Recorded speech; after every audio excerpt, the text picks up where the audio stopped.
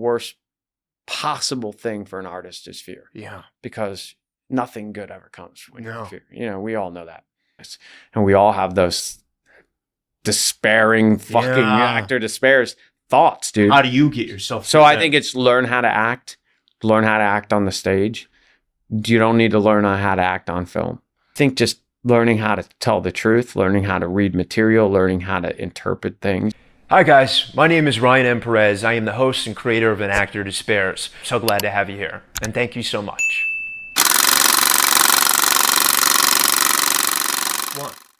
Brian Geraghty, welcome to An Actor Despairs. How you doing, man? Good, thanks for having me. Dude, so I tell a very, select number of guests this, but like, podcasting has obviously become something totally different in 2026, but I've had this one for 7 years. I've spoken about this in a little bit in some episodes, but I made a list of probably 150, 180 actors that I just worship. And you were at the top of that list, man. You, Shay, Whigham, Paul Sparks, Chris Bauer, Glenn Fleshler, you guys are everything. I think I've worked with all those guys. And they're great actors. Yeah. And, there's many more. I apologize for those who I'm not naming right now, but man, everything I've ever wanted to do, and both on an inspiration level and an acting level, has been molded by you, and you're just one of the best that we have in the industry, man. And I really just so greatly look up to you, and it's such an immense honor to really have you here today, to mean so much to me and to my audience, man. So from the bottom of my heart, thank you for the work that you do, but also thank you for being here. Yeah, thank you. Yeah, thanks for having me. So if it's cool with you, man, I talked to every guest from the very beginning. Where you said you grew up in Jersey? Yeah, I grew up in Toms River, New Jersey. It was a seaside shore town. Oh, it is a shore town. Yeah, shore town, about an hour and a half. How far from Asbury? It's 40 minutes south. Okay. Yeah. So it's further down. Yeah, it's further down. However, Asbury takes around the same time because Asbury's in from the Parkway. Got it. So Toms River is more of a straight shot down, and it kind of thins out. At any rate, I grew up down there, and is that by that famous one people love, Cape May? That's 3.5 hours from here. Oh, yeah, okay, it's at the southern tip where Delaware kind of is right across the. Oh, it's at the end. And there's a ferry there. Yeah, so I grew up in Toms River, and it was a seaside shore town, and everything is geared towards the summer, and it's the greatest place in the world. We all grew up surfing, working at the beach, the boardwalk, where everyone was lifeguards, and it was magical. And then what did your parents? What did or do? My mom was a travel agent, and then she got into retail, and my dad was in advertising. No way. What did he do in advertising? He did a lot of spots. I mean, he did commercials. He was very creative. On the production side? Or? No, he was working at the agency, and then he owned an agency. No way. Yeah, and so he was a really creative guy in that way, and kind of would take us to see theater and movies all the time, and that was his thing. When my parents were divorced, so when my dad really, when I was 15 or 16, started coming back into my life in a significant way, and we'd always go to a couple plays a year, and I can remember seeing Glenn Close and Sunset Boulevard. I mean, so many iconic shots. I saw Mark Ruffalo do This Is Our Youth, in the first iteration of that, before my dad had the wherewithal. He'd read the New York Times, and he's like, we need to go see this play. And I not to jump ahead, but I just remember being blown away by that play. A lot of times when you're younger, you're watching, Long Day's Journey. It's it's sometimes it's work. You're there for 4 hours, and it is. That's so just in the language, depending where you're sitting. You see 12th Night. It's accessible. Exactly. Absolutely. So a good introduction as a young surfer actor was This Is Our Youth, Suburbia. Those are places whoa, you can do this? I saw Kieran do it 10 or 12 years ago. That must have been great. Yeah. So then talk to me when you saw that, or even going younger, 10, 11, 12, are you at all is music, is art? No, I was in a surf gang, smoke cigarettes. You really started surfing young. Yeah, I started surfing when I was I think I got my first, I had a paper route I saved up. I we went to the beach a couple times when we first moved down there, and I was 8 years old, and I just loved the ocean, the freedom. I don't know what it was, and we started riding waves on like these mats, and then we were on rafts, Hawaiian punch rafts, and then I saved up, got a boogie board, and then like a year later, I got my first surfboard, and I couldn't have been older than 12. Wow. Yeah, and I was just like, that was my thing. And you were like barreling and everything? I get some barrels here and there, Yeah. I'm a good surfer for an actor, but I should be a better surfer for a surfer. But yeah, so I just kind of loved that. That was kind of my scene. And, high school and school, I did well until like I got into high school. And then I kind of like, I was like kind of chubby in 8th grade. And then I really started surfing. I came into high school and like all these girls were talking to me and shit. And I was like, this is pretty sick. I like this, where I'm going with this. Yeah. And we used to like make fun of the kids in Greece, and now I wish I was part of that. We were like, dude, they might reboot it. Yeah, at this like point. go beat up to all the 4 guys in Greece, and we'd see, like, you'd see it, and you couldn't you'd see the talent shows, or we'd have to mandatory go to the plays, and you would recognize, and I can remember going, wow, these guys are talented, and then look over my friends, be like, I'll kill them all, Yeah. That was how we rolled. We didn't know that you could, you go see a play, but that wasn't like a reality where I grew up. Like you couldn't become an actor, that was not a reality. And I think that was like probably one of my biggest challenges. And I wasn't until my late 20s, 30 years old before I realized that you could do this for a living, and I was already working. Really? Yeah, I'm so curious. Once we get to that age level, I'll dig into that. Yes. But like, so then for college for you, so I didn't go to college. I barely made it out of high school. I did summer. Did I graduate? I don't remember. I didn't walk into graduation. I did summer school and night school.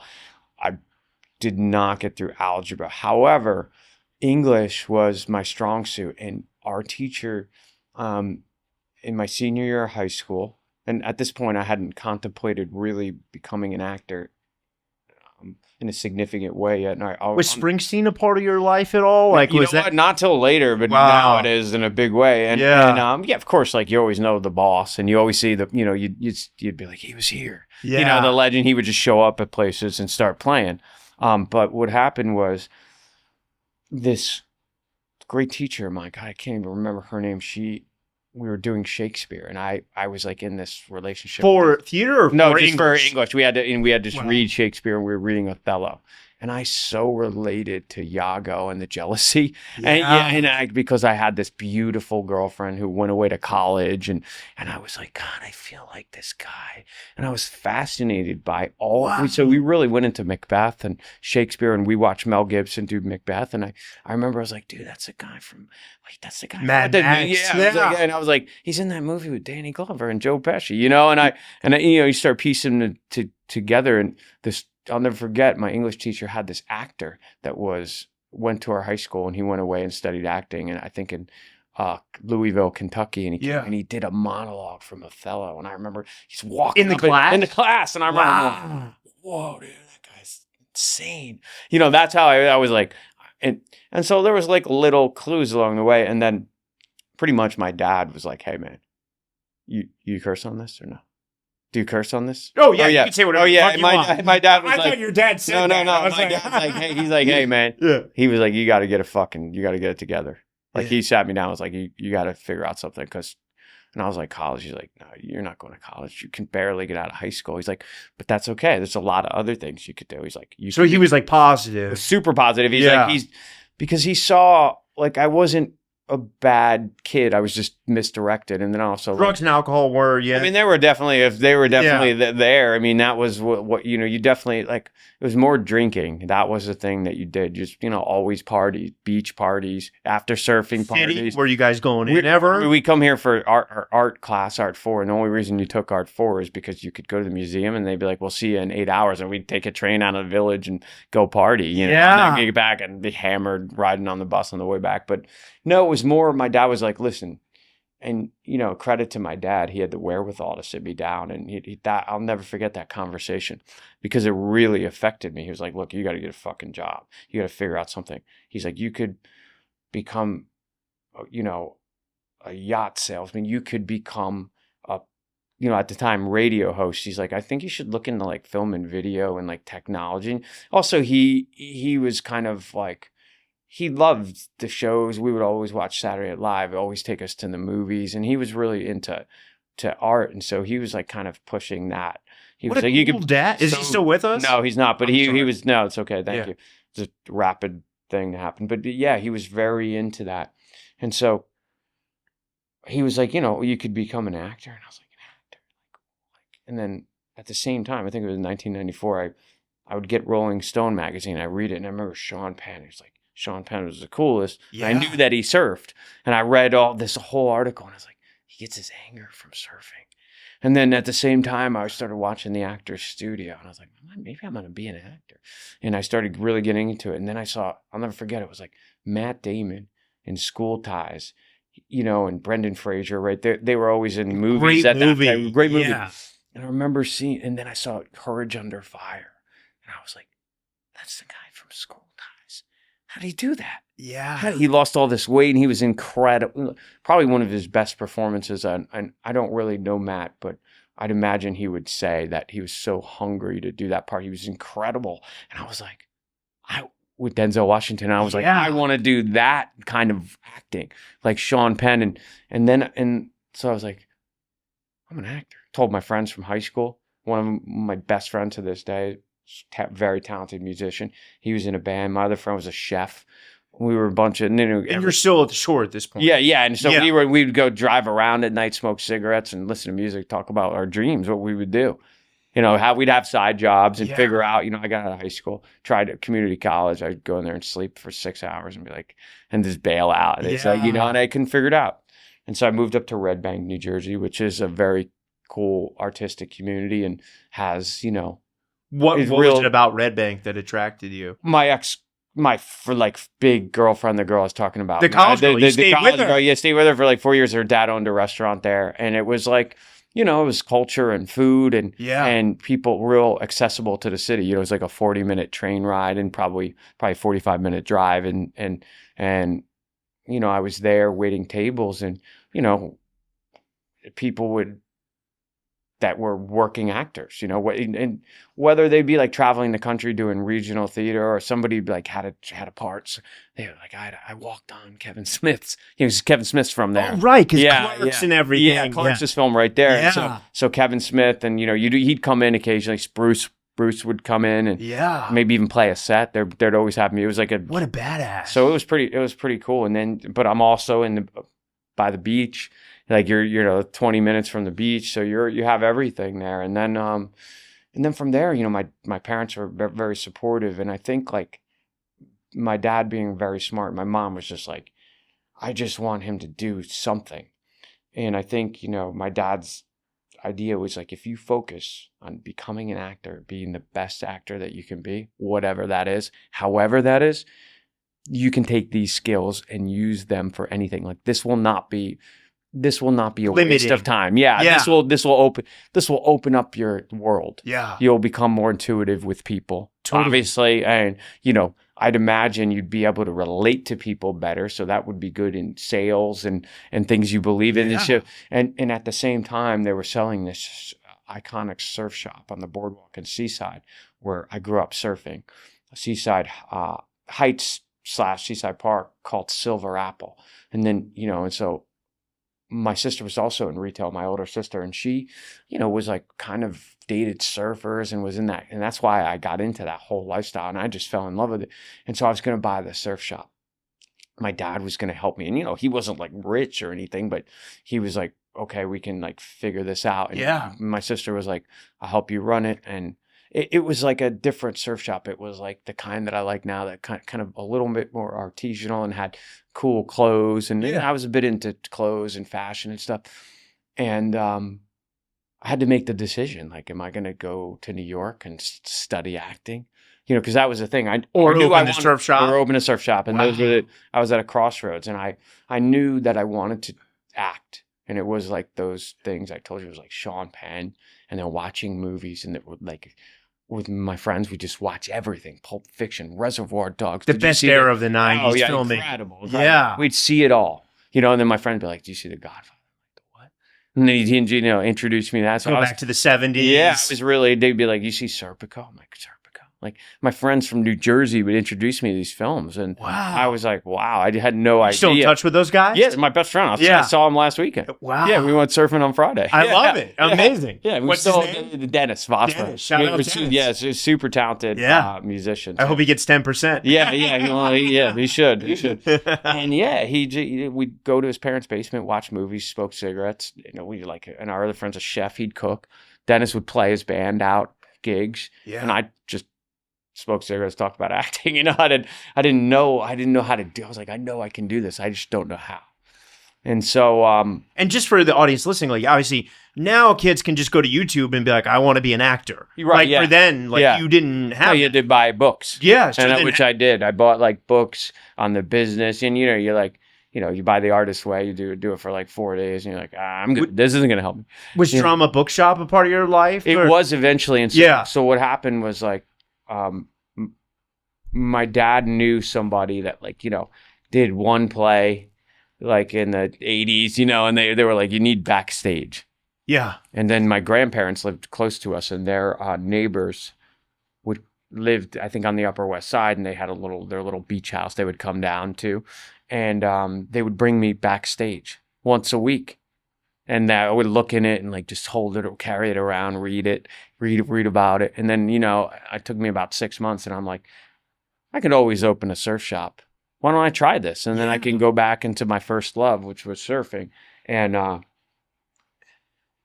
so honestly, I found an acting coach, Linda Totoro, who is John and Nick's cousin and Ida's sister. And she had like a little Meisner program, and she coached actors. So I went to her a couple of times, and there was a group of people in this little class, and we do it out of her house, and we'd cold read, and we do repetition, which is the foundation of Meisner. Yeah.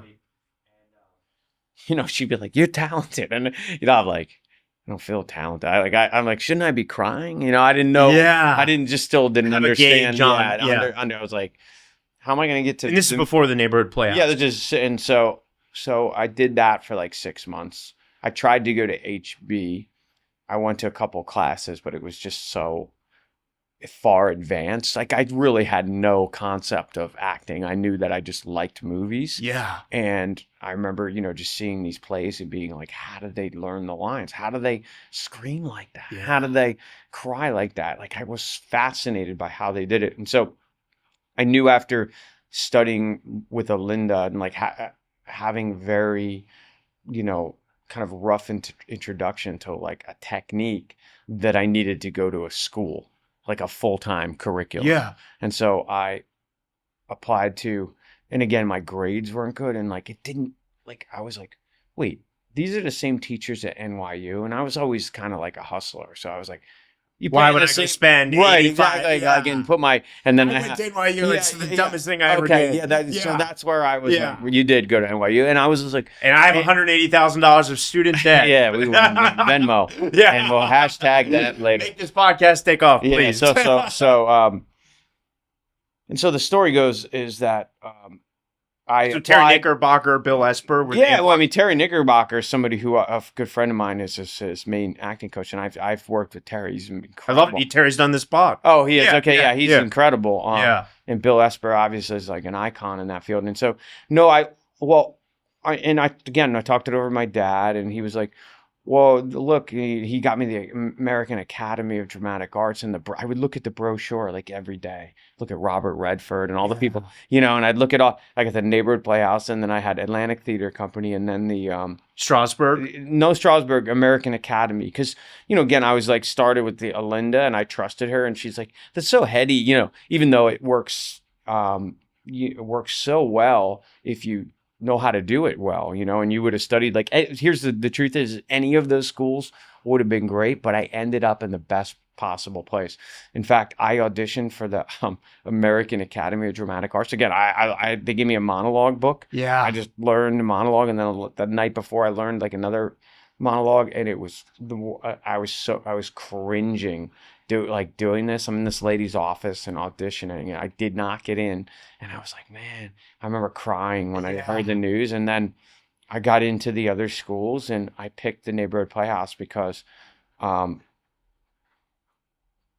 it just, the Meisner was like the full-on Meisner program was what I started, and it made sense. It made sense to me. And also, like, I liked the alumni. I was like, oh, there's a lot of great actors, like Robert Duvall, you know, Gregory Peckman, like all these cool actors. And so I was like, this is cool. And I had a great interview. I rolled up on my skateboard. I'll never forget it. These kids were outside, and they're like, you gonna go to school here? And I was like, yeah, dude. And they're like, we need a roommate. We got this cool loft. Where was it? 7 spots. It was on, so Neighborhood Playhouse was on 54th Street between 1st and 2nd. The loft was on 60th between 1st and York. So it was a 5-story walk up at this loft, and had little rooms like this, but they were half rooms above this big living room. And we all got our own little loft, and there was like 2 rooms. So I joined with these dudes from all over the world. We had Swedish guys. We had Canadian guys. We had guys from New York. And it was crazy. And they were older. They were in their 2nd year of school. And so I just showed up, and, well, back it up a second, I did get a local job on a film called The Animal Room from working at the restaurant in Red Bank. And I was a PA. What year are we talking? I'm talking 95, and 95. then I went to school in 1996. So I was young. I don't know how old I was. So like right before like HBO started, like Oz. Yeah, you're right. Exactly. Oz was on. Oz was on. Okay. And I was watching every episode of it as an actor. Yeah. Like I was already like, I'm an actor. I'm in the actor's studio. I would sit there in my little room in my mom's house on the TV in the actor's studio. I'd watch Sally Field and talk about, you know, her performance and her actually doing Gidget and then going back to study acting. Yeah. And so I was like, wow, you know, this is pretty, you got to learn this craft and technique. And it was like imperative to be the actor that I wanted to be, which was, you know, obviously Ed Harris, my idol, Sean Penn, you know, and Sean Penn.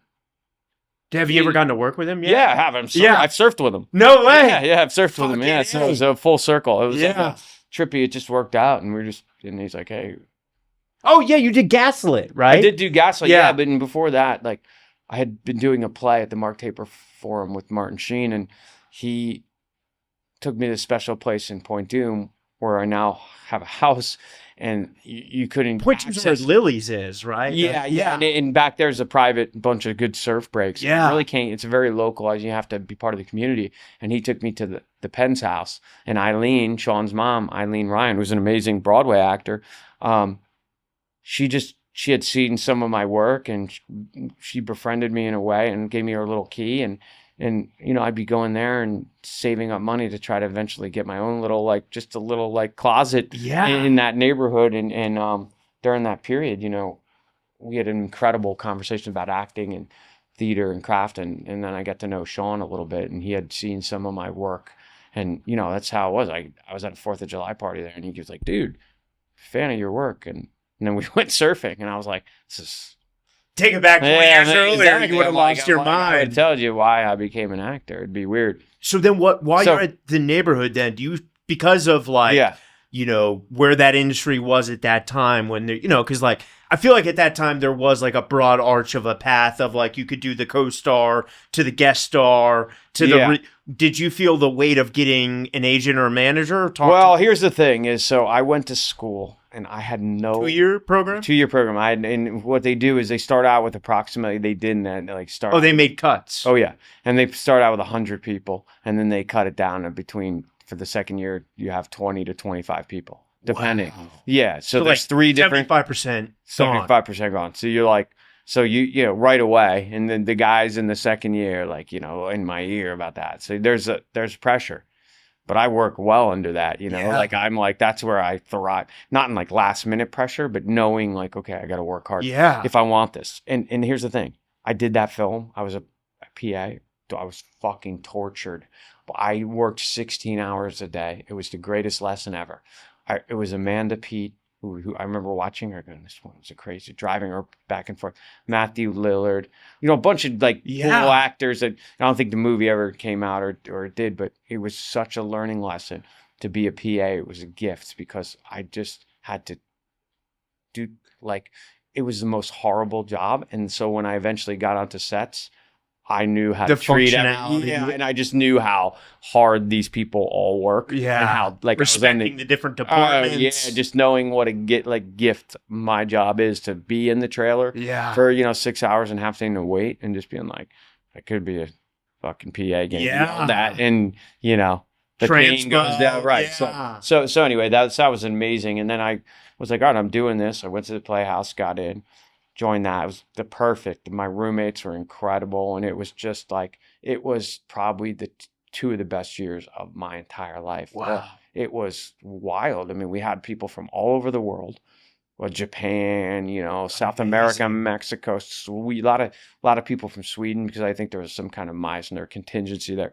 Got it. And I was like, I just loved it. I was like, I don't know what I'm doing. Yeah. But I love this and I'm good at it. Yeah. And I think the thing was like, even in the school, I think the thing was like, everyone had acted and had bad habits. And I just had this raw, like I was like this kid from New Jersey. I used to walk around like this.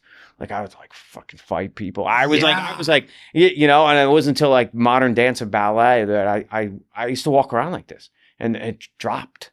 It was that. I'll never forget it. The tension dropped. Yeah. It dropped. I used to walk around trying to fight people. No. And in ballet was incredible. And so I was so lucky to have the curriculum of speech and voice and singing, even though I was terrible. Yeah, I did the same thing. You did awful. That? Yeah. Oh, yeah. Ballet, jazz, tap. Oh, my God. I was so bad at the tap. sword fighting, the makeup class. Yeah. That was the one I never went to. It was already the second year, so I was already in. But I didn't miss a day of school. I was there early. I'd be like this in acting class. I loved it. I loved it all. And just all roads lead to a showcase at Neighborhood Play? Yeah, at the end. Yeah. Well, they did, and that's the thing. It's just, and I got invited.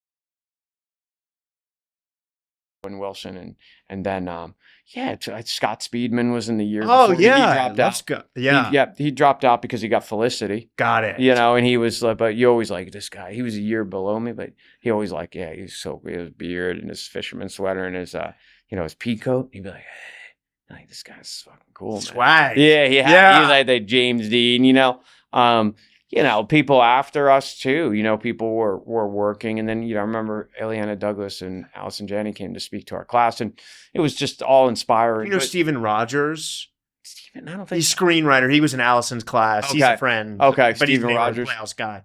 Yeah. I don't necessarily know him. He wrote I, Tonya. Oh, okay. Yeah. That's a great movie. Yeah. Oh, wow. Okay.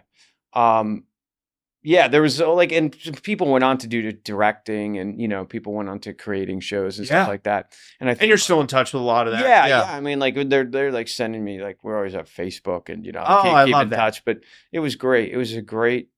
It was just exactly the tools that I needed for the 2 years to get out there and start to understand how to do anything.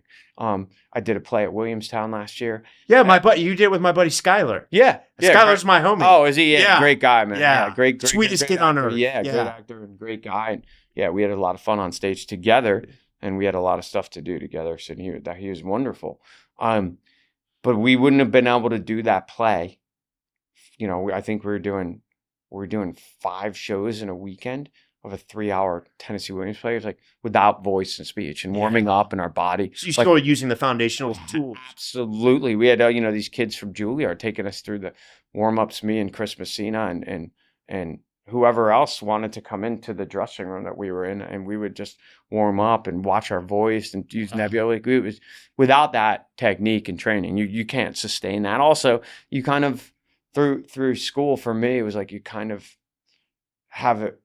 You sharpen your intuition on how to act on stage. Yeah. And, it's just an intuition of where what's different. People need to hear me. Yeah. And what's different in a film, right? You're mic'd. So that was really helpful. But yeah, it was just the scenes I got to do, the technique. I had incredible Richard Pinter, an amazing acting teacher, was the head of the acting department, and Ron Stetson was an amazing acting teacher, an incredible director.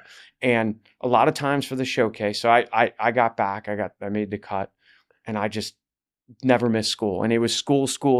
Yeah. On the, I'd surf a couple times a year until the summer. Wow. And then, go to Central Park. We'd go, go out on the weekends, but no partying, nothing, just work during the week. That. And I go to films, go to theater, go to do acting, go to Central Park. I was reading on the road. I was going to take this road trip. It was all art and inspiration. It was a really wonderful time. Where did you land rep-wise when you graduated? Well, so some years they would do Hedda Gabler for the production. In our year, we got 1 acts, and I happened to be in 2. Were you not thrilled about that? I was absolutely thrilled. I didn't know it at the time. I didn't know. I was like, the year before they did Grapes of Wrath. Wow. So some people were Tom Joad, and some people were like, I'm Grandma, and you don't get to flex. Yeah. And so I was in 2 1 acts. I was one of the lucky people that got to be in 2 plays. And one of them was like me and Donovan, my friend, who eventually went on to do Blue's Clues and amongst a million other things. Yeah. Really good actor. We were best friends, and we got to go out there and be 2 like drug dealers on the corner in the Bronx. No way. So it was, I was what, 20, like a Gurgis 1 act? Just like exactly right. Yeah, like a 15-minute. And so I think we would say the F word in that. I think somebody counted it was like 47 times. And so, and I happened to I'm always like this, like, I don't invite people to things. I'm like, I don't know, probably because I don't want them to be like, you're terrible, and so whatever it is. And so I somehow invited Alinda, the acting teacher, who introduced me to Toro. Yeah. And she somehow got her agent to come. I didn't know. And I was the one person to get an agent out of my entire class. And they saw that play where I was like a street corner kid who was like dealing drugs. We were talking about this girl, it was called Francine. And we were just like, and I remember some of the lines were like, did you bang her? And he's like, I didn't bang her. And then we're just fighting on the corner. Anyway, this agent calls me like a month out of school, right? So it's May, maybe in like July. And they call and say, hey, Brian, it's Michael Hardig. I saw you in the play, and I have an audition for you. And we got pagers, right? We got pagers because you didn't have you didn't have cell phones. So you're like, this weird number, right? And you had your headshots with the thing on it, and you're out there doing like backstage, getting callbacks. So I'm like, all right. So I call him back on the phone. Hey guys, I need to use the phone. I go, hey man, it's Brian Geraghty. I was in the play you saw. He said, yeah, you were great. We have an audition for this show called The Sopranos, right? And I'm like, oh, I don't sing. I said, I don't sing. And he's like, no. It's like a mobster show. It hadn't come out yet, right? And so they had shot the pilot, and it got picked up, and they were going to go into the season. So I was like, okay, they faxed over the thing. I had to go over to 23rd Street, 5th Avenue, the Flatiron, was where a lot of the agencies and businesses were. Yeah. So I went, I got the sides. Yeah. And like heat would make them black. Was that a guest star, co-star? It was a guest star. And so it was called Counter Boy. I was like, Counter Boy. What is Counter? Like I just got out of theater school. I'm doing, the Zoo Story. I was literally doing that, learning so much. And I'm like playing like all kind. And I'm like, the Counter Boy. Like, what does that mean? Like, is it like... Who's your scene with? I'm trying to tell with Michael Imperioli. And so I go in, I do an audition. And I get for shot. Sheila Jaffe? Yes, that's right. And I do it. I get shit. I'm in there. And I remember I got this cool new Rip Curl Hawaiian shirt, this surf shirt. And I was like, I'm wearing that. And I remember like wearing it. And then I subsequently developed this superstition that I had to wear a new shirt every time I had a project that I really liked, because that was the only way I could get it. If I wore something I've already worn, I didn't get it, which proved to be untrue down the road. You stick to your superstition. Yeah. And so, dude, I do this audition, I get shot in the foot. I go, you know what I'm going to do? I'm going to be the loudest motherfucker, and I'm going to blow the doors off this casting office. Yeah. So I had to walk in. I remember, like, the scene was like, I'm in a bakery. Season 1, episode 2? See episode 8. I'm in a bakery, And I'm like, Christopher comes in, and it's an homage to Goodfellas, where Spider, his character, Michael Imperioli, he gets shot in the foot. And so he comes in, and he's like impatient, and I just I'm like, hey, fuck you, pal. You want to, I tell him to go fuck himself. And then he makes everyone leave, pulls out a gun and shoots me in the foot. So I do the scene, I scream, and they're like, you could tell, they're like, where do you live? And I'm like, on 60th Street. And they're like, okay. And then I get a call back, and then I go to Silver Cup Studios, right? And I meet the director and David Chase and everybody's sitting there, I imagine. I remember, and then I'm out there with a bunch of guys. And one of the guys I saw in the initial audition, I'm in a room, and everyone's kind of friendly, and they're like, they'll probably have the counter in there. And I'm like, really? I hadn't done it. Yeah, so I know what to expect. So I was like, the counter? Like, really? So then I go in, I do the scene, and I'm sitting, and there's a microphone like this, and I do the scene, and I scream, grab my foot. And Tim Van Patten, the great director. You worked with Tim? No way. And he comes over, and he goes, can you do that and stand up? And I did it, and I got the part. Wow. So I was like, holy shit, I made it. I don't know how much it was, like $800. It was one day of work, but it was a really good scene. It was an iconic scene. And I remember like shooting it, and Michael's like, you're not on camera right now. He's showing me I'm not. Oh, about coverage. Like, I'm thinking there might be a camera up there. I don't know. I've never seen it. I'm like, he's like, no, there's we're looking at three cameras here. And he goes, no, there's not. He's like, I was like, wow. And he's like, I remember he improvised, which I knew how to improvise and knew how to do it pretty well, but I didn't know if you did that. And he's like, I wanted to keep it fresh. And I'm like, this guy's a real actor. Yeah. I'm like, he's real. Oh my God.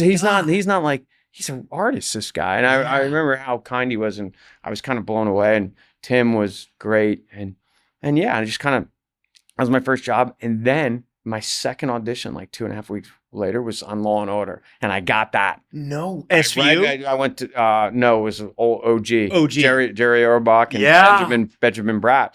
And so I went in, I played a skinhead, a racist Aryan youth. I read for one part. They gave me another. And then I got a call back, got the part. And I was like, this is easy. Yeah. I was like, everybody, you felt bad because it was so, I remember, it was really competitive too. It was with all your roommates and there was people that were super ambitious. There were people that Did you get a target on your back from your roommates? It was tough. I mean, It was tough. We all were somebody got a commercial, and you're like, you got a commercial? You probably don't have to work anymore. That kind of shit. Back then, you used to make a lot of commercials. So money doing commercials. And so, I got the part, and then I didn't work for a year, of course. And then I had a string of painful auditions and just trying to get it right, and all the fear that comes in with it all. And then, about a year after that, I started to find my groove. I started really find my groove in theater auditions, believe it or not. I started getting very close on a lot of things. And film is typically it's just not as well written as theater. And there's, especially when you're, there's the positives to training with the great plays, as we did in theater school, are that when you get great material, you can be excellent. Yeah. The problem is, you have to figure out the way to do bad material, 2-3 lines. It's really hard to audition with 2-3 lines. Literally. You're just you could put too much on it, so it's or bad material because you're just flat and you have no point of view, and it's really hard. Yeah. And that just comes with doing it in time and just grinding and then I fell into commercials, and I was like a guy. I was so lucky. I was like a guy, and I would get commercials. Wow. Sometimes I'd have 5 national commercials running at a time. Back then, when you got money, you make money. You can make $100,000 a year. Exactly. That's what I was doing, and it was and then I was and $100,000 then was I was putting money in the bank, and then I was, so that was really good, but I kept my waitering job until I could not do it anymore. Where were you waitering?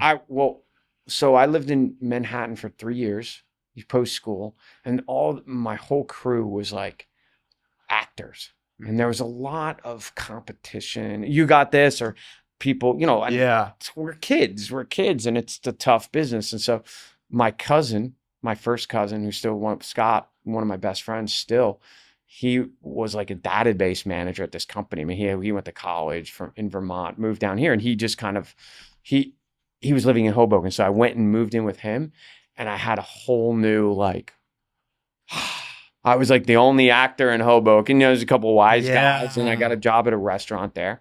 I had my car. I was able to get my car back up. I had a Jeep, and I was able to bring that up, and so it was like, all right, cool. I'm like, I'm an actor, and I'm like the only guy in my crew, and that was really helpful for me. It was like to feel like I was special, because if you look at the statistics in the competition, you'll kill yourself. Like, you'll die. You'll quit. You'll quit.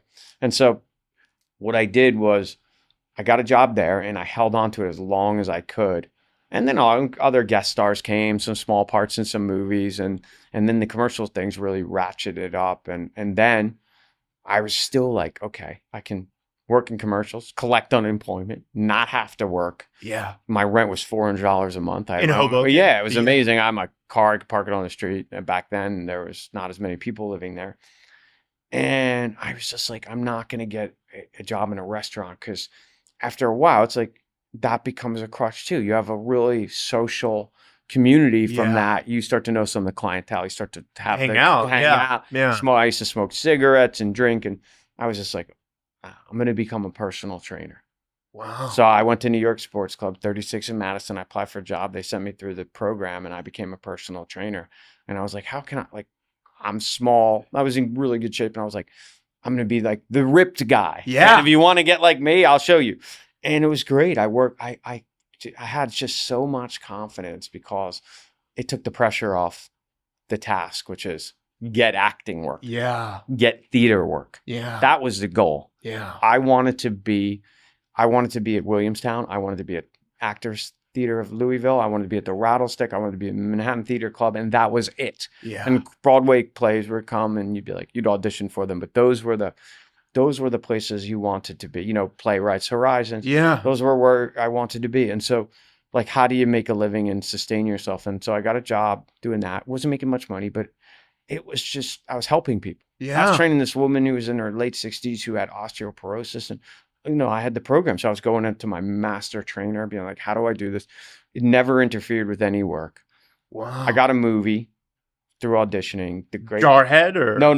I got this movie Stateside. Okay. With, Jonathan Strauss, who is Dick Wolf. Yeah, Jonathan is. I love Jonathan. Yeah, Jonathan, amazing. I remember on SVU because of Jonathan. Yeah, he's a great guy. And I love you, Jonathan.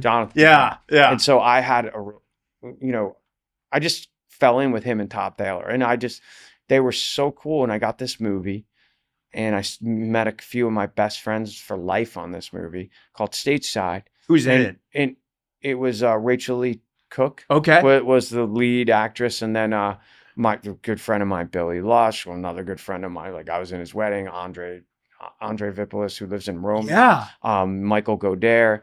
And like all these guys are like still some of my best friends. And so, and I met Rachel, and we dated a little bit, and she was in LA. Is this after She's All That? And yeah, after that. When she's kind of famous. Yeah. And so I went out. It was February in New York. I just finished a commercial, and I'm like, I'm going to go to LA. Do pilot season? Yeah, do pilot season. Yeah. And watch this. And I had I had grown a little bit, and I had a bi-coastal agency. That was a big words back then. Just for the audience, like, what age are you, right? I was like, are you in your 30s? No, I'm like 27. 27. Yeah, okay. 26, 27. Okay. 26, between 27, 28. I think. Okay. So I go to LA, and I stay there, and it is like summer. It's just so wild, right? Yeah. Like, because we grew up on the East Coast and living here. And where did you grow up? I grew up in Richmond, Virginia. Okay, so yeah, you mean it's like a different world. Yeah, totally. And back then it was like very much movies were really like kind of the epicenter of the business. And people don't understand, like, you didn't have an iPhone. You were like, what do we do this weekend? That's right. Sometimes I would see 2 or 3 a night. It was the best. Yeah, that's right. I would buy one ticket, and I would just kind of plan it. Yeah. Sneak in another movie. Yeah. We would do that. Yeah. So I had a little bit of a crew outside. Where in LA did you live? I lived she was in the Hollywood Hills, and then my friends, Ben Carney and Brian Sipe, who were both really great writers and successful writers, lived on Formosa in West Hollywood, and I crashed on their couch. Got it. I gone like paid their bills. I did the Oakwoods. Oh, you did? Yeah. Wow, you did that? I did the cliche Oakwoods thing. Well, I mean, that's where you got to be. That's where they put a lot of actors. Yeah. You know, I had the Thomas guy driving around. The Thomas guy. And then all of a sudden I met with managers. They're like, you know, everybody, we want you. And I was like a cute kid then, right? So I was like, you know, like a blonde guy and in good shape and surf guy, and so they were like, you're gonna be on a WBCW, like this is it. And I was like, okay, all right, yeah, that sounds amazing. And probably that first season, I probably went on like 40 auditions, not one callback. And like all guys in my friend group out there, people I knew, you know, and it's funny, you reach out to guys who are like, yeah, I'm going to LA, and they kind of make it. And then you reach out to them, and they never call you back. You know, the LA was a big awakening for like that shit was real. When I got there, I was like, damn, dude, everyone has the dream. Yeah. And they're all like cutthroat and people have agendas. And driving to Venice, it's easier to go visit my sister in Jersey City than see someone in Venice. Yeah. Then they drive to Venice. You know, from West Hollywood, you're like, it's 9 different states. It's a total. Yeah. So I was out there, and I really just was in fear. I was scared. I knew I was good, and I knew I had some talent, and I knew I had a good training. And by the way, like after school, I studied acting for years with Suzanne Shepard here and other people, and I kept studying. I studied acting for like 7 years. Wow. While I was working, right? So I forgot to mention that. I always studied acting. Scene study? Yes, scene study. And then I did this like improv group in the Valley until I got a job. You know, I would always try to seek it. And so that, I feel like that was really important for me. 100%. And then, so not to digress, but I was in Hollywood, didn't get one call back. I knew guys had tested for 9 pilots, like 9 tests, let alone like 40 callbacks, you know? And I'm like, maybe it's not TV and film. You know, Rachel and I went our separate ways. Did Rachel help you with rep at all? Or I definitely met her reps at the time, anonymous contact. And then I had been through a few different agents, like trying to find the right one. Were you still at mid-level, or were you flexing? No, I was a mid-level, low-level agent. Yeah, you know, just trying to, and then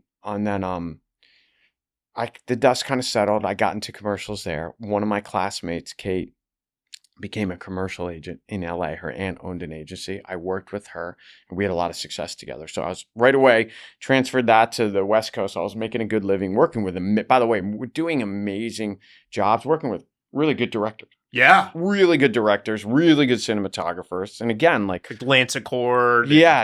Oh, man. It was like, Spack and Gordon. It was like Harris Savitas I was working with. Ed Lockman, the great Chris Smith, who directed American Movie. We did a commercial in the Midwest for like a week to introduce the new van. I was like the guy in the VW band. And, you know, he directed 100 Foot Wave now. Yeah. I mean, he's an amazing director. And so I really got to be around that. And I'll never forget this manager, Tim Taylor, said, see how much you're working in commercials? That will happen for you. Trust, it's just going to be the right for thing. Film and TV. Yeah, you know, in a year back then, seemed like 60 years. Yeah. You know, now it's like a year went by. Yeah. Then, you know, which is crazy. Then it was like, man, it was scary because you're just like, you know, and then I always had health insurance through the day. So I took it for granted how lucky I was. Yeah. Because of the commercials. Yeah. And then, you know, I was like, and then I had like a winter, and I was like, you know what? I was solo in LA for about a year, having a fun time. I moved up to this guest house in Laurel Canyon, which definitely was a very regulating and peaceful environment for me. I would drive and surf. So I was like, I'm going to surf more. I'm going to enjoy California, but I think I'm going to go back to New York, and I think I'm going to start to pursue the surf thing. I'll always be an actor, I'll always act, but I think I'm going to take the pressure off. Take the pressure off. I'm going to open a surf school in Rockaway. They hadn't had that yet. Wow. In California, after Blue Crush, the movie, which I loved. Yeah. It was like, did you go in for it? No. It was. I barely went in for surf stuff. Yeah. Or then when I did, I'd be like, I'm gonna get this, and no, they would be like, do you even surf? And I'm like, yeah. They're like, you don't look tan or anything. Back in the day, it was like, well, you're not supposed to be here. Yeah. Suit on. You're gonna get it. Yeah. And so yeah, no, but I did. I was gonna move back to, and I was like, I'm gonna live in New York though, and Rockaway was like a burgeoning, kind of surf hippie little hobby. It was just about, to you could feel it was happening. And I was like, I'm gonna go there and do that. And so what I did was I got a job at the Surf Academy in Santa Monica, and I taught pretty much women's surf Sundays. Wow. Made $100 a week, if that. But I got certified for CPR. Just doing something outside of acting and not focusing again put me in this free place. Yeah. I was having a great summer. I was surfing a lot.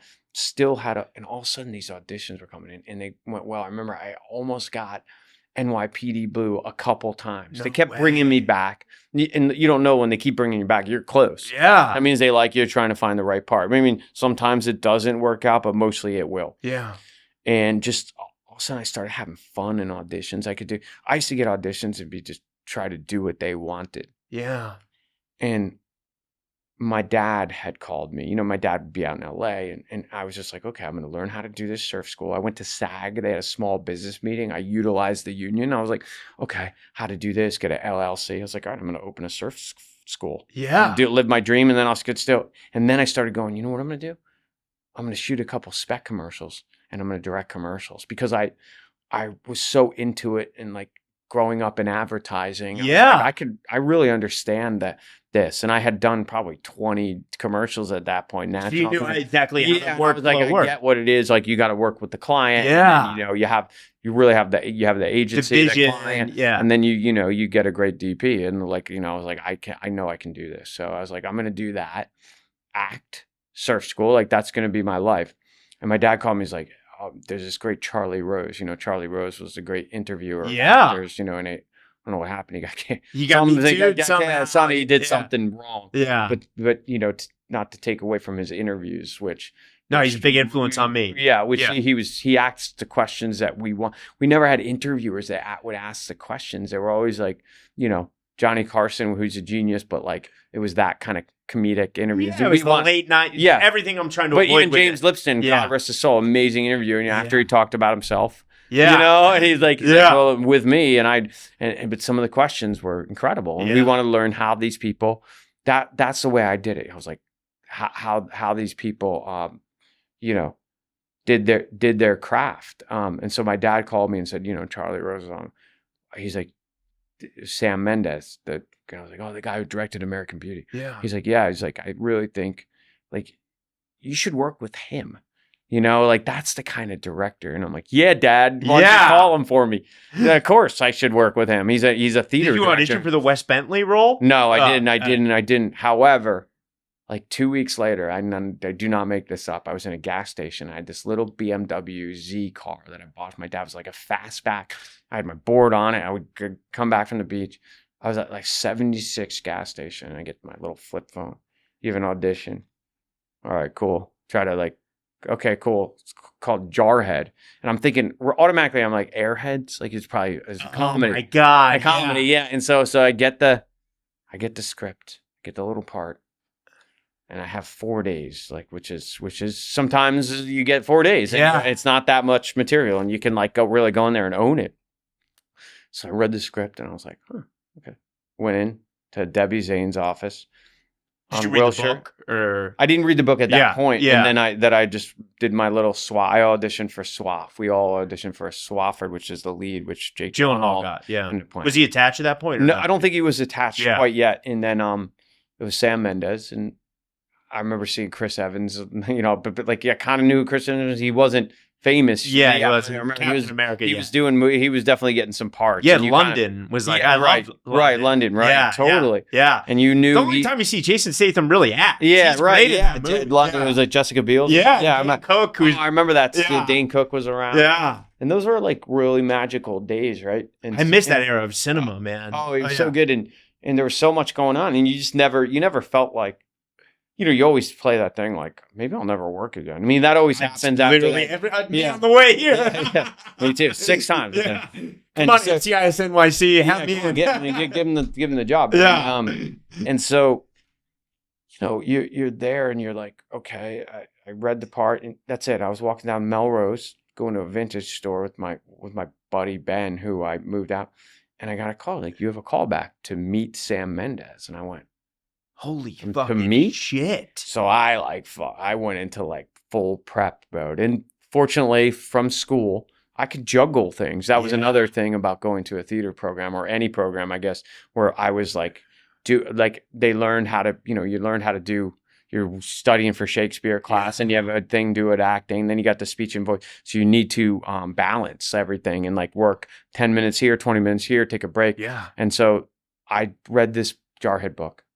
I read the script 3 times and I thought like there was a couple small parts in there. I was like, if I could just get a part, like with this good director that will like in a movie that's going to mean something, right? Like, like whether the movie's successful or not, it's going to mean something for me to be in a movie with Sam Mendes, and he's just won the Oscar, a couple years before, and so I go in, I meet Sam, and I lied about I brought myself to like 25, and I think I was 28 at the time. I like backtracked it, and he's like high school. I did this whole thing because especially like I looked so young. Yeah, I was still playing 18 to like 21-year-olds, and I was like, I think you could still audition for some my age. You're right. Yeah, I mean, it was just one of those things where I just always looked younger than I am, and so I went and had a great meeting, and he's like, I got something very specific in mind. So I went like any part I could think of, I would just read it every night. You mean he was giving you the different ones there? Like, no, he wasn't an audition. It was just a meeting. We just met. Wow. We just talked for an hour, and then they gave me, and then I'll never forget it. They gave me the part of Fergus, and it was like, I don't know, the 4th or 5th lead of the movie. And so I went in again. I had a week. I remember I saw maybe Fahrenheit 9/11 at the Grove. Yeah. I went surfing, taught surfing, studied, go home, studied, taught surfing, studied, go to a movie, studied. And I rolled up right before 4th of July in maybe 2003 or 2004. I think it was maybe. Yeah, and I rode my skateboard to Debbie's office, and she had an actor in there. It was kind of like a test situation. It was a room like this, and the guy has a hold of gun. He had like a rack somehow thing. She brought this nice actor in, and I remember doing the scene, my audition scene, which is one of my big scenes in the movie, where Swafford breaks and he takes it out on me because I fucked something up. Yeah, in the tent, right? Yeah, the tent. I burned the sausages. He put me on his watch. He made me do it, and I fucked it up. And he got penance and had to clean all the shit. And just Jamie Foxx, Sergeant. Fuck's his name? I was gonna say Sergeant Minder. He tortured him. And so Jake breaks, and the waiting for the war to happen, and is obviously the theme of the movie. And he threatens me, and I'm crying and freaking out, and so I roll up on my skateboard. That's just how I got to places. I come in there, my hair's like bleached blonde. I mean, I remember seeing kids in army fatigues and shit. I just wore a t-shirt and jeans. I was like, and these fucking guys are in army fatigues? Is that gonna get them the job? I was like, that's not gonna help you, bud. Yeah. And then I went in and did the scene. I remember they were kind of like, okay. I was like, oh, you want me to do it again? They're like, no. And then I did the other scene, and they were like, where are you from again? And then they're like, have a great holiday. And the first time I'd ever had that experience in a room, and I had been an actor at that point professionally for 6 years. The first time I ever had that, you booked the room. I felt good, but how are they going to give an unknown guy, 4th lead, $100 million movie? I mean, but little did I know that's what Sam wanted to do with the whole movie, and he got the studio on board, and was it Red Wagon, Doug Fisher and Lucy Wick, our producers, and they were obviously their first and foremost was to help Sam Mendes execute his vision. So, the most miraculous thing happened. I was teaching surfing, and I get a call from my manager. You just got this movie. And I'm like, what movie? In New Mexico. And I'm like, I didn't audition for a movie. She's like, no. I told them that you were going to get Jarhead. And I was like, am I going to get Jarhead? She's like, I don't know, but I told them that. And you got this movie. And I was like, oh, when do I go? And she's like, this weekend, get packed. You're going to New Mexico to do this horror movie called Cruel World for a month. I know. I just was like, somebody didn't work out. And I told them they're going to take you. And I went, they saw a picture of you. I went. So I went there and did this movie. Like, it's like the real world. Yeah. You know? Oh, it's Cruel like, World. Yeah. And it was yeah. So I went there, had a great time with, a bunch of just actors. And I learned what the set life really. I remember from doing it from that movie, North Carolina. Like you go out and you go to a bar, and then you go everywhere and you do adventures, and you go grocery shopping, and you live in a hotel. And I did that movie. Had a wonderful. I was terrible in it, but I had a wonderful time. Came back and was in my manager's office on Sunset Boulevard, and she's like, "Tell me everything. Did you have this Russian?" She was Russian woman.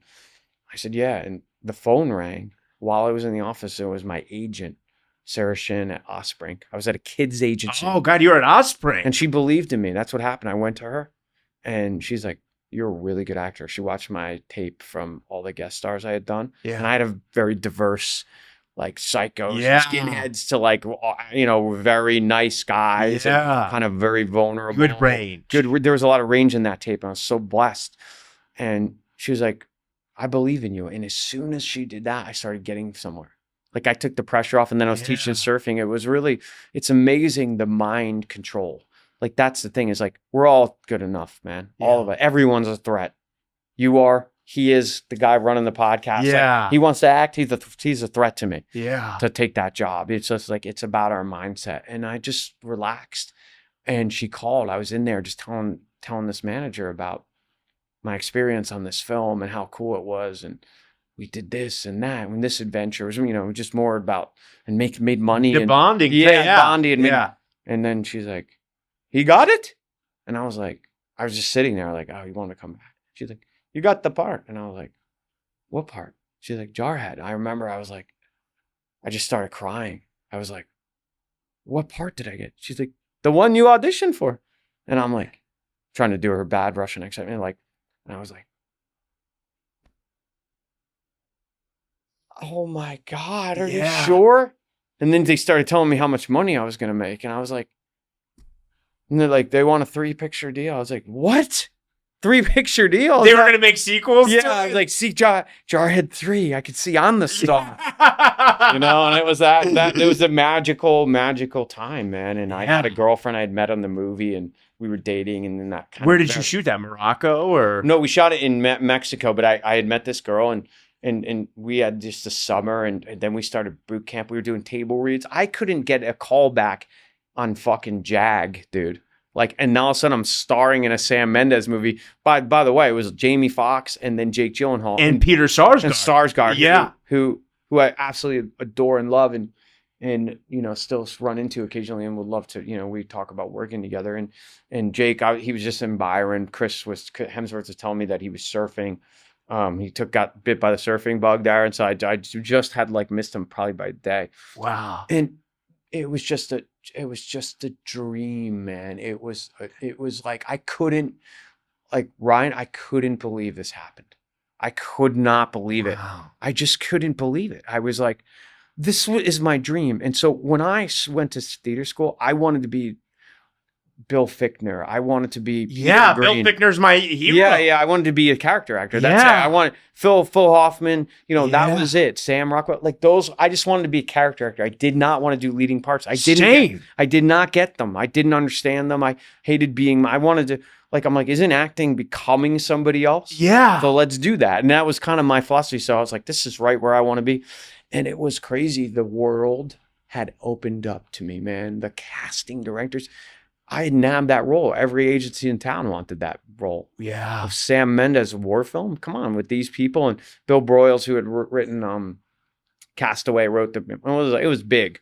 And so, man, I was walking into casting directors. They'd ask me to read 2 lines. I'd be like, I knew you're so talented. What? Like Avy Kaufman, all the Avy's someone I knew for a long time. Alexa I was in Fogel. LA. It was more like, the people, it was Mally Finn, who's a beautiful woman, and Francine Meisler, who's been really good to me, and but those Papsadera. people, but yeah, Papsadera, all the good ones, all the good ones, and all the upcoming ones, they all were kind, and they were just like, you got that part because you're good. You cannot get that part unless you know what you're doing. Yeah. And that was their, and again, I was just young. I was 28, 29. I was scared.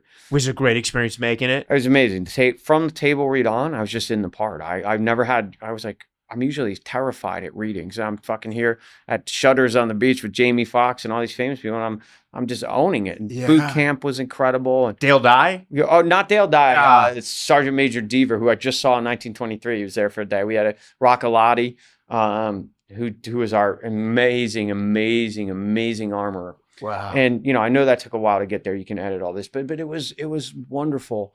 And the world opened up to me, man. And I was getting opportunities. And here's the other thing. You flexed up? What? Rep wise? Or did you stay with Osprey? I stayed at Osprey as long as I could, but I had so much pressure to leave them. And that was it. I had so much pressure. So it was like so hard. I tried to do a Endeavor split 5%, and it was difficult. But I got a lot of opportunities. And most importantly, I was always the same actor that I was before that movie. It's just the validation of that was very healing. It deputized you. So, I was just like, I was trying to get a CW, banging my head against the world. No one's giving me one call back. I was terrible and stilted. And then I get this artist studio movie, really. And I'm like, well, that's where exactly if I could write this. And I played like this really scared character, which was how I was feeling about the business. So it was like meta. It was so meta, and I just felt that way. And so it was easy. But, the character was like the scared guy. I was kind of like very timid and vulnerable. And in life, like, I'm rolling around with a cigarette in my mouth, like, hey, baby, I'm totally different. People are like I'm totally different guy. I'm a surfer. I'm just like, that's my crew. And so when I went to do it, I was like, this is what character actors do, know? And I always thought too, I would do a lot of comedy stuff, and I thought I'd be on like a sitcom or something. I was just good at it. Yeah. And so all of a sudden I'm this dramatic actor, which I could do. Of course, Were you getting offers at this point? I mean, you'd get some offers. Mostly it was readings, but good high-level readings. And some of them were like scary. How long was the Hurt Locker after that? I think that was like 4 years after that. Okay. And that was, that was something, again, where I'm never doing a war film again with 8 guys. Because after that, he did. Yeah, because I was so curious if that's what made them go. Probably, but I did The Guardian, which was a movie I did with Kevin Costner and Ashton Kutcher. And that was a great part. But just being around guys and actors and insecurities, it's tough. It's like you're around people, the constant hazing, the constant alpha ego. Yeah. You got a better part. You have a worse part. You're trying to kind of deal with some of that nonsense. It was hard. I just, talked. You find the good people. Yeah. You find the like-minded people that are into to service a story. Yeah. I never felt like with Sam Mendes that I had to be his friend. Sure, he was nice to me. He found me. I mean, I saw him years later, and I ran into him in Paradise Cove, and I was like, thank you. Yeah. Like I'm here. That it changed everything. And he's like, no, but that's what you need. You need that one job that changes things. I don't know what that is now. White Lotus, whatever it is, you need that job. And obsession. Absolutely. And then you need to follow it up. Yeah. With another one. Yeah. And that's like kind of the And pressure. What was the next one for you? Was it? Well, I mean, there was a string. Bobby was an amazing, incredible part. And it would happen. I wouldn't get anything for a year, and then I'd read for 2 parts. Perfect for me. Yeah. Get them. I would get them. I wasn't the guy who had... And you stayed in LA at this point? Yeah, I lived in LA. And then I was like, all right, I'm in the game. Yeah. I got to be here. I was like, the theater dreams are like, that will come back. Yeah. Maybe if I can get... more films or more well-known, man. Like, then you'll get offered. Yeah, I'll get back to. There's occasional having to fly. Yeah, right there. Yeah, there's occasional having to fly back to New York to read for a play. Got it. But it was mostly like film. Yeah. But I also was lucky enough to be a part of the Sopranos. Yeah. And understand what that was. So I was early on going like, I want to do a Showtime HBO show, 1,000,000%. Like in 2005, I was like, I want to be on Oz. Like then even, like I knew that that's where I wanted to be because I was like. You could see where the business was maybe going to. 100%. Yeah. Also 2000. So I started off like I was making very good money for somebody who like had a low overhead. And I had done Guardian. I had done Bobby. I'd done a bunch of other movies, but those were big. Bobby, yeah, you were great in that. Yeah. We were Marshall, and Shia and I had a great experience, and it was just you did have a good experience with Shia. Yeah, Shia's one of the great actors I've ever worked with. I mean, he's an amazing actor to work with. He's so there and present, and he's really going after the truth and just to make it as real as authentic. And in my experience, we didn't sacrifice anybody's feelings or safety in that time. So he was just, I would say that he is still one of the great actors that I've ever worked with. Wow. All our scenes were together. We were improvised. They would roll the camera for 30 minutes, roll out the mag. They'd have an extra big mag, just roll this thing out. And he just was so great to act with. Yeah. And I got to work with Kevin Costner and know what that was like and watch all these different things go down. I was kind of, and Bobby was a bit of a comedy for me. So that was wonderful. And I remember I got down very close. I'd been reading for Tropic Thunder. Wow. And I went for which role? For Jay Baruchel's role. Yeah. And I went in and I for Ben? Yeah. Well, I went in for Francine, and then she brought me in for Ben. And I was in my house. At that point, I had bought a house. Where? Hollywood Hills. Wow. You did that classic actor thing. Yeah. I You're going to the chateau. Yeah. It was chateau, sure. Chateau's fun. Yeah. Sure, of course. So I did that. I bought a house. I bought this A-frame on stilts. It was built by this famous architect who was a surfer. Wow. I didn't know until I owned the house and his history. I was like, of course I bought this house. It was like this cabin up and I looked at the Hollywood sign, which was like really irony staring me in the face every day. And I remember I was like, oh my God, I found this like way into this part that's so funny. And I'm just going to keep going. So I go in with Ben, everybody, and and he was like, I really liked you and Bobby. You're funny. So I was like, thanks, dude. Let's read this son of a bitch. So we read. And we improvise. He's got this great actor, improviser, and we're just going on. I just remember I said this line. It was so funny, and I just thought it was so funny, and they were dying laughing. And I was like, if I don't get that job, I'm quitting acting. And I was at the SAG Awards, so I was nominated for Bobby probably a week later. And Leslie Feldman, who is the head of DreamWorks, came up to me and was like, hey, that was the greatest audition tape I've ever seen. And I was like, she's like, it was hysterical. And I was like, for Tropic Thunder? And she's like, yeah. And then they're like, and then I'm like, life's good. I'm at the SAG Awards. I think it was maybe my second time there. And I was like, things are good, man. I think I just went to the Golden Globes. I had that reading and I was like, I'm going to get it. I was doing a movie at the time with Lindsay Lohan in San Luis Obispo. And I remember coming down and just, you're waiting at that time. Sometimes it took weeks, sometimes it took months at that point. Like now it feels like most times, like if you don't hear in a week or two, you're not getting the job. I literally give it 48 hours. Yeah, like a lot of times, but then all of a sudden you'll get that call. Yeah. Like out of nowhere. And maybe somebody fell through, or maybe their process was they wanted tapes and they would do that. And so I got the call. I didn't get the part. I was like, I don't get it. The lady saw me at the second. I was devastated. However, I was doing this little movie and I was working all the time and just not all the time with like things that were necessarily going to see the light of day. I just like to work. I was so used to not working. I was like, take it. I would do most things, there'd be times when I just was like, I'm going to be terrible in this. I would turn it down. I would get offers on smaller movies. I would get offers only on. I would take meetings. Sometimes I had to read. Sometimes I would read for small parts, not get them, and be angry about that. Or, you're always, here's the thing. Your ego is your biggest enemy. Yeah. Having some pride is important because you need to say no at a certain place to get to where you want to be and also send the message. And the whole goal is get where we want to be is to do great parts. Yeah. One after another. That's all we want to be. Yeah. That's it. I'm not trying to I don't want people to ask for my autograph and sign pictures. That's not what I'm after. I'm after working depth. I'm after depth. And sometimes that comes, look, there's no difference in action cut in $100 a day movie or walking on that stage at Williamstown last year.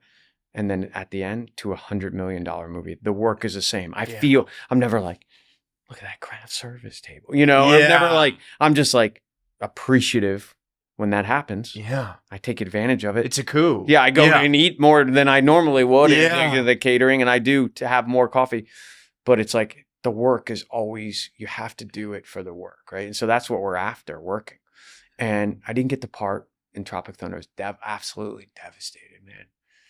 That was one of the biggest ones because I just was like, how can they not hire me? And I think maybe, you know, again, I was more a little the best and not booking it. So not his work. I'd imagine like I heard maybe it was a looks thing, and I was like again, cute kids, super like very. They wanted maybe some more awkward. Exactly. Yeah. Maybe something. And Jay's a genius, so there's that. Yeah. You know, Jay's is such a funny, so good, man. Yeah, so good. So, you know, it's like it ends up where it's supposed to be, and then you heal it, and then I got this audition for The Hurt Locker. And I was doing this movie all nights in LA. And they told me it was a meeting at the director's house. I remember having these scripts in my little thing in my house. You'd have the scripts, and they would back then they would send you scripts to read. And you would read physical ones. Physical ones. Yeah. The agency, Endeavor at the time would send you scripts. So you'd read them and go, oh. Were you with Ari? No, I wished I was with Ari. No, I was with Megan Silverman and Brian Schwartzman. And then, you know, they ended up going over to William Morris, which became the UTA. It was like this long, but I wasn't like a serial changer. Once I got to LA, I found Osprink, and that was like, okay. I surfed it out long. You know, I'd probably be with like agents for 10, 12 years. And then eventually like things happen, people grow, they have kids, people change. Your point person leaves, you know, that's mostly it. Or you're just not relevant in that way. You know, once your point person leaves and you go to a junior person, unless you already have a relationship, it's sometimes very hard to stick it out with them because they're not the one who initially like saw it's a regime change. Yeah, right. Yeah. You just give it right, like just for that to say that. So I go to Catherine Bigelow's. I mean, this is another crazy story. And I see guys on her deck. I remember seeing like Bradley Cooper. I think I knew who he was, but he hadn't really done even The Hangover yet. No, he hadn't done The Hangover. Yeah. But maybe Wedding Crashers. Yeah, I don't even think he did that yet. Or maybe he did. I don't even think he was sober yet at that point. Maybe not. Yeah. And then you see Speedman and I don't know, like everyone bad, you know, like all these people. And I'm there and I'm like, Speedman's nervous. They're grilling hamburgers, and they're inside with Jeremy Renner, who I had met one time at we had done karaoke with mutual friends after the like the Hollywood Awards or something. We went to this karaoke bar and we partied, and so he was in there. Like he's in there, Jeremy's in there. I'm like, that's weird. Jeremy's in a meeting with the director. What the fuck is he like? Who does he think he is? You know, he's gonna say, "What's he gonna win an Oscar?" Yeah. Was he gonna get an Oscar? Yeah. And so, Mark Bennett, the casting director, comes out. I was like, "Did you pick scenes?" And I'm like, "What? No, they told me it was a meeting. God's honest truth. They told me this was a meeting, just to go there. I was working 6-day nights. I was a lead in a movie. I was like, I couldn't learn anything. I was like." It was my one day off, and it happened to be the day they were doing auditions on the weekend at Catherine Bigelow's house in the Hollywood Hills, not far from where I was living.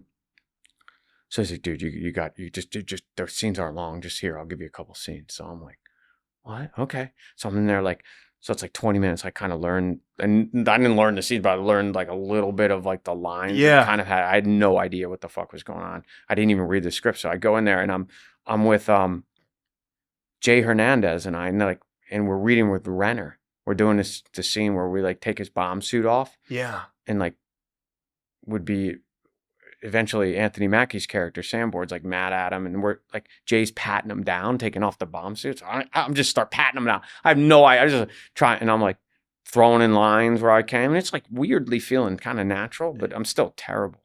And then I read this doctor scene that ends up in the movie, and I read it with Renner. And I'm like, hey man, what's up, dude? I know you. And he's like, yeah. I'm like, you don't remember me? We did karaoke. Yeah. He's like, yeah, I know you. And I'm like, oh, sorry. He's this guy. All right. Yeah. I went into him over. Yeah. So I read the scene, and it's like not that great, but I get through it. And Catherine walks me to the door, and I fall on her rug. Like I almost fall down the stairs. And I'm like, oh shit, sorry. I'm so embarrassed. I'm like, good meeting you. Sorry. And she just laughed at me and looked at me, and I left. 2 days later, I'll never forget, I was doing this movie in West LA. I'm in the makeup chair in a trailer, and the agent calls. Was like, So they loved you for the Hurt Locker. You're very close. Like you might get the part. However, they're trying to work Anthony Mackie's dates out. Now I already did We Are Marshall with him, and we played best friends in We Are Marshall, which is the movie about the plane crash with McConaughey. Yeah. And so I'm like, oh my God, they got to work out his dates. So it was Anthony and me was the combo, or this wonderful actor Malcolm, this black dude who's he's so funny, and Bradley Cooper. And they were going to pairing. Bradley Cooper was going to play Mackie's part, and Malcolm was going to play my part. And they were paying. And Lee Pace had originally had the part of mine, but he had Pushing Daisies got picked up, and he was no longer available. Wow. So I waited on pins and needles. I wrapped the movie. I remember I was here in New York, New Jersey. It was like graduations, my nephew's 8th grade graduation. I forgot what was going on. There was stuff going on. I was hanging with the family, and I was here in New York walking in the Lower East Side, and I got the call. I got the job. Now, it just was an adventure. Like, we're like, I already been in war movies that not a lot of people saw. Like, it was like, okay, it's a war movie. Like, it's going to be like Tigerland if we do it right, which is, broke out Colin and Shay and Clifton and all those great, amazing actors. And Tommy Guyery. So I was like, I'm going to Jordan? What, the Middle East? Like, I've never even said those words, Middle East, I don't think, in my life. So I was like, okay, awesome. And I got on a plane a couple of weeks later and went to the Middle East, and we made this movie, and it was fun and hard and a cultural experience that was just absolutely incredible. And, Jeremy and I and Mackie and I had already known each other, and we just became like brothers. We just we're just got along so well. And that guy from the audition is like a 1% part of no, he's just like, that's who he's just like, so that's stoic is kind of who he is. And then Jeremy's a great guy, and so we got to he's like one of my brothers, and we just had an amazing time. We thought maybe this will be an Independent Spirit Awards movie or indie movie, but you didn't know. Yeah. We knew we had 4 cameras. We didn't have marks, and we shot 1 million feet of film. We knew that. We knew we had an amazing cinematographer. We knew the parts were feeling pretty good. I remember this is going to be good. Yeah. And Catherine was great, and Mark had a great script. Once I finally read the script after I got the part over and over, I was like, this is a perfect part for me. And went back to LA, and the strike happened, man. And, here's the thing. I came in, and Renner was one of those character actors that I looked up to. Dom, I saw everything he did. But, back then they were paying those actors a lot of money. Yeah. You could make a really good living and be Richard Jenkins back when he was going from number 3 to 4 to 5. Then the strike, that 2008, the housing market crashed, the strike. And there was 2 years of just dark, man. It was scary, dark. Sell your place? I didn't sell my place, but I definitely got to the end of the money. There was $20,000, if that, $15,000, and my mortgage alone was $5,000 a month. Wow! And I had my house was not that expensive, so there was just the housing. My house was worth a couple $100,000 less than I bought it for. Oh! And I didn't buy it for that much. It was a gnarly time, and what would happen was the actors. I got right into movies as they stopped paying actors. Mm-hmm. They'd be Schedule F on a $50 million movie. You'd be the 4th lead, and they'd be we'll pay you Schedule F, which is, it's not nothing, but it's before there, I don't know what. After taxes, you're walking away with $28,000. Yeah. I think there was actors making $400,000, number 4. Yeah. And that were like Renner. I don't know what he was making, but I knew before the Hurt Locker, he did a lot of 4s and 5s, and I know he got made some money. We all did. Yeah, because he was real estate was his thing. Yeah. He was doing great in that, and the idea was don't depend on acting for money. Yeah, which is still a good idea. Better now than ever. Yeah, better now than Subscribe ever. to the podcast. Yeah, exactly. Pay him to the podcast. Yeah. And so the idea was that don't fuck everybody. I'll do what I want. Yeah. If I want to work, I'll work. If I don't, I don't. And that was kind of the deal. And so I got in, and then the strike happened, and it was there was work. So I was working, again, had health insurance, wasn't worried about that, but the money was out. The house wasn't worth what I bought it for, not even close. So what was I going to do? Take the equity? Like I was just in a bad situation. I sold the house. I'd walk away with nothing. Yeah. So I was just like, fear. The plight of the worst possible thing for an artist is fear. Yeah. Because nothing good ever comes when you're in fear. You know, we all know that, right? So I'm like, what to do? It's a summer. I fight it out for this movie. The fucking fight for this little movie. I get it. It's no money. It's, you know, I don't know what a scale is, you know, $2,000 a week for 8 weeks, but it's enough. Yeah. It's enough. And I'm working. Here's the thing. Once I'm working, it was called Open House with Andrew Paquin directed, Anna Paquin's brother. And her and Steve did a thing, but it was a cool serial killer type part. Yeah. I kind of like knew I had that in me. Yeah. Maybe it was inspiration from watching Renner do Dahmer. Yeah. And knowing him and just being like, that's a fascinating case study to get into. And I did this movie, and all of a sudden, like, you could hear, we'd had a Hurt Locker premiere. This is 2 years later. When we already went to Venice, and you know, the movie was received well, nothing happened, we sold it, and they're releasing it on 2 screens. Okay. 2 at the Sunshine here back in the day, and then we're at the Art Egyptian, which is the indie. Yeah, now Netflix owns it. Yeah, then it was like, all of a sudden, I'll never forget, I was at the Reel Inn. I just surfed Topanga. I got out, and I was at the Reel Inn, and like, people came up to me. It was like, hey, you were great in the Hurt. Like, now I've been recognized at that point before, but I was like, you saw that movie? Yeah, I thought and then all of a sudden, like that night, I get a call, like, the movie's sold out. They're going to open up on more screens. And all of a sudden, like, there was a I never forget the headline. It was like near perfect movie in the New York Times. And I don't know if it was Manola or Peter Travers or whoever it was, that somebody gave the movie incredible markup. And all of a sudden you could, like, summer, LA summer, things are lifted.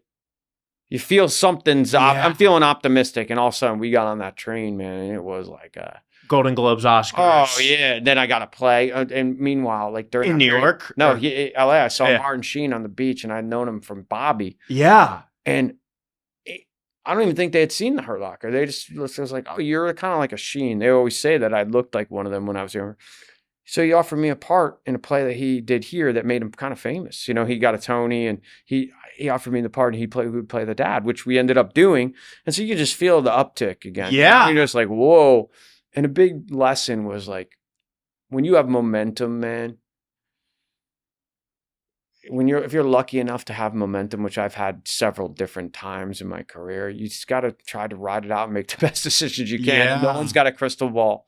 And, you know, it's a lot. It's painstaking sometimes trying to make the right decisions. But, you know, here's the thing. Nowadays, back in the day, I would get close on something. And it wasn't all the time. I would get close on, and I wouldn't get it, and I'd see the movie and be like, yeah, of course. I could have never done that. Yeah. Now, I'm like, recently, the last couple of years, I see stuff, I'm like, you could have had me. Yeah. You know, and that's why, like, because of the work, I'm like, that guy had Instagram followers or whatever it was. And I don't want to, you know, that is something. I have an Instagram, you know. Yeah. I look at Instagram. I look at tags. Yeah. I look at actors on Instagram. I'm directing a movie right now. You are? Yeah, I'm directing a movie and putting it together. But it's like, I was just like, wow, like it's changed, you know, it's changed, but it's changed many times. It changed from when I first started to like the first strike. And then after that, it was different. You know, it was hard to get jobs because guys and girls had bills to pay and they were used to it. Now, a lot of people in the 2008 strike and were on TV shows and they missed all that. And at the time, I wished I was, but I'm glad I didn't, because I said, if I ever have a second chance, I'm going to do everything different. Yeah. And in 2014, my friend Michael Goderi sent me, he sent me a text like, oh, I saw this great movie called That Guy. It's basically that girl, that guy. It's basically the character actors. Like, you know them. There's a documentary on them.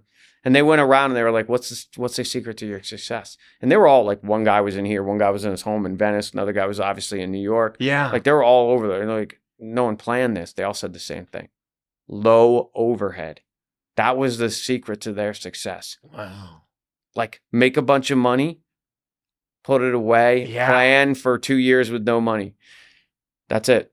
Like, that's the way you do it. You get it. You find a job. I just got out of a relationship with my ex because I wanted the overhead. And she wanted to spend. Yeah. Oh yeah, I get it. And it's a hard. That's a hard. Yeah, man. That's a hard. Yeah, it's a hard road. Yeah. God, it's so fascinating. Yeah. And, I mean, obviously, because you brought up their names earlier, we have to talk about it because and Shay Whigham's one of my best friends. Yeah. Okay. Great. I mean, you brought up the Sopranos, obviously, Yeah. Terry Winter and I went to go work with Tim. So, I got to work with them. How was your time on Boardwalk? And I also want to touch base on Flight as well. Yeah. Like, Flight was a thing. It was a year or two after the Hurt Locker. I'd been close on a lot of things. I had.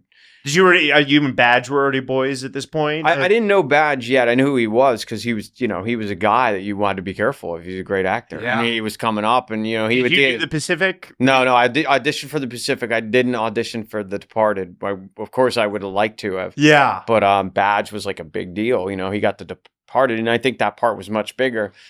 That's how those things go. It has nothing, right? I think it was a much bigger part when he got it, and it was just like the movie that Marty was making. Wasn't the movie that would have eventually, Badge.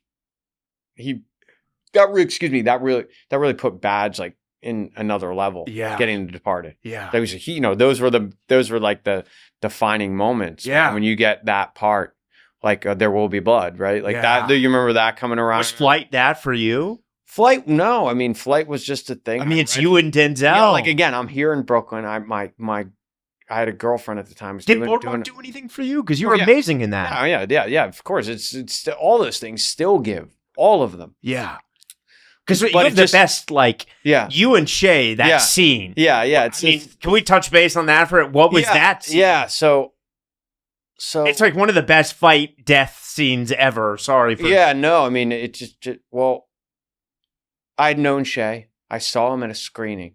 In fact, saw him. When we're done, we'll take a photo. I'll send it to him. Yeah, not too long ago, I saw him at the Bowery, and it was a great night. It was it was him, Walton Goggins, who's amazing, Sam Rockwell, and me and David Rosenthal, and we were sitting there. Just Sam asked again. Remember he was a big fan of that show, and he's like, that fight was crazy, and Shay and I talked through it. Like, I had known Shay. I met him at a screening for this movie I did called Town Diary, maybe in 2003 or 2002 here. And I remember he was just talking to me. He had his cool hair. And he was talking. I reminded him of this. My dad was with me, and Mike McClone was there from Brothers McMullen. He was a musician, novelist, and writer, interesting guy. And I remember talking to Shay, and he was like, I just did Tigerland, man. How he's like, yeah. And I was like, you were in Tigerland. Yeah. And then he was like, I was asking him, like, did people say stuff? And he was telling me, I remember, he's like, Sean Penn and Brad Pitt called him to tell him how, they liked his work, I guess, I'd imagine. And I just remember being like, yeah, we fought, me and Colin kind of got into it in the audition. And then I asked him to tell everybody about that. And so I'd known Shay, I had been watching him for years. Yeah. And then finally, he gets the part on Boardwalk. Yeah, he tells the crazy story on this podcast how he got it. Oh yeah, he said he tied up his hair. Yeah, and he kind of told me that. And then and I was in. I didn't get into it right at first, but I was in Nashville doing a movie with Ray Liotta and God rest his soul, and Ashley Judd, which is amazing. He's amazing, right? Ray Liotta, and I decided to watch Boardwalk. So I'm watching it, and I'm like, I called my manager. I said, I've never done this. I've never been that guy. I'm like, how have I not even read for this? Yeah. Like, there's so many parts I'm right for. Literally, I hate to say it, but there's so many white guys. Yeah, it's all white guys. And then I do Flight. I get Flight because I know I need to get another movie. I know I can't just live on the Hurt Locker. I also know I need to play a different character. It's like a cousin of Jarhead. Yeah. And I was like, I just like, I'm not limited to that. As they want, you're just like, so I was like, dude, I was doing the Zoo Story. I was playing like Stanley Kowalski. Yeah. I knew I could do that. Yeah. But nobody, the industry sees you in a certain way. So I was like, I was just listening to this, and I'll get back to Boardwalk. This is wild. I'm here. No, but Flight is like here. I have a beard. Yeah. I have a beard, and I'm staying with a girl in Williamsburg, right where I live. She's doing a play here, and I here for like a month. but I live in LA. So I go to this barber shop, kind of attached to Saturdays, a surf shop. I was in on Crosby Street in Soho. And I go, I had this big beard, and a guy gives me a haircut. He goes, "How about I make you look like a fighter pilot?" And I said, "Perfect." So he gave me a mustache. I never wore a mustache before, and I just loved it. I was like, I wear it all the time. I go, "Man, I look good." That night, I get an audition for Flight to play a pilot, right? Okay.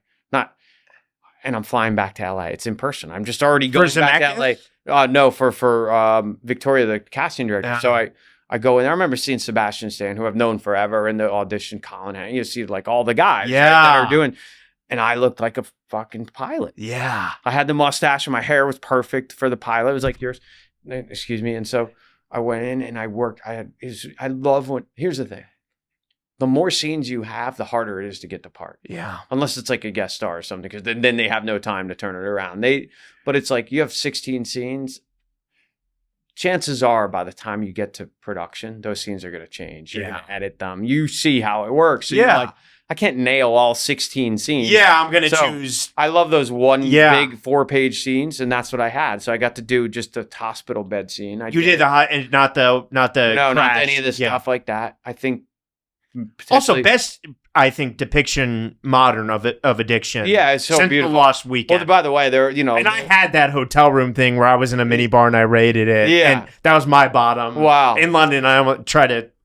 Different story of suicide. Was it different podcast? Yeah. Wow. But I tried quite almost because I was like in a bad. I went on a 3-week bender. Yeah, and I had to face a lot in our rehearsals of potentially wondering if I was going to not drink anymore, just because of like listening to all the people involved were sober. A lot of people involved in this project were sober, and you hear them talk about their experience to help us all relate into what the movie's actually about. Yeah. It's like about not knowing how, like you're a good person. Yeah. You're a great person, but you made a decision because something outside of you, you know, it's like, you can't just tell, like, God, why don't they stop? That's not how that works, right? Your character is such a proxy for the morality of that story. Right. Because you're kind of spiritual. Well, you're pretty like fundamental Christian. Yeah. And I think, obviously being in the Hurt Locker was helpful to get, but I connected. And I remember, you brought up Courage of Under Fire earlier. Was that great? Was Denzel attached? Denzel, of course, is attached, but you read those things and you go, who knows? And you did a great, and then I got a call it was like a weeks later, and hey, they really like you for this. Okay, wow, what? I'm in Toronto, and I think it was like Justin Long was friends with John Gatins, a writer, and he's like, yeah, I heard they're going to Barry Pepper. And I was just like, fuck. And and so they offered it to Barry Pepper. I'm like, he's perfect. He played that kind of zealot in Private Ryan. Yeah, he's already done that. Yeah, and I was like, yeah, well, of course, he's going to be perfect in this. Yeah, but he's going to turn this movie down. Fucking Don Cheadle's doing it now. And I was like, oh, well. And I was so bummed, man. I think we went on I was there screening a movie. I went fucking big party. And then back in LA, I was about to go hike Runyon Canyon. Yeah. Just sweat it out. I give the mountain all the actor despair. Yeah. I've done that so many times. So many complaining. Yeah. You hear people complaining. Yeah. And so I got the call from my agent. Hey, Barry Pepper turned it down. You got flight. I just got the email. It's official. I was like, woo. So apparently it was me and Alessandro Navolo, and he was a bit older, and he was an older choice, and I was a younger choice, and they were deciding on between us both. And Alessandro, I don't really know him that well, but he's one of my favorite actors. He's amazing. He's DMing with him the other day. He's a great actor, and he's a real artist, and I look up to him a lot. His work in Face Off is some of my favorite villains. Yeah. My friend Matt Shear directed this movie with him. Oh yeah. Did you see it? Yeah. He's amazing in that. Yeah. I mean, with Amanda Peet, right? Yeah, it's a great movie. If you haven't seen it, you should check it out. I just should have wrote the name down so I could plug it.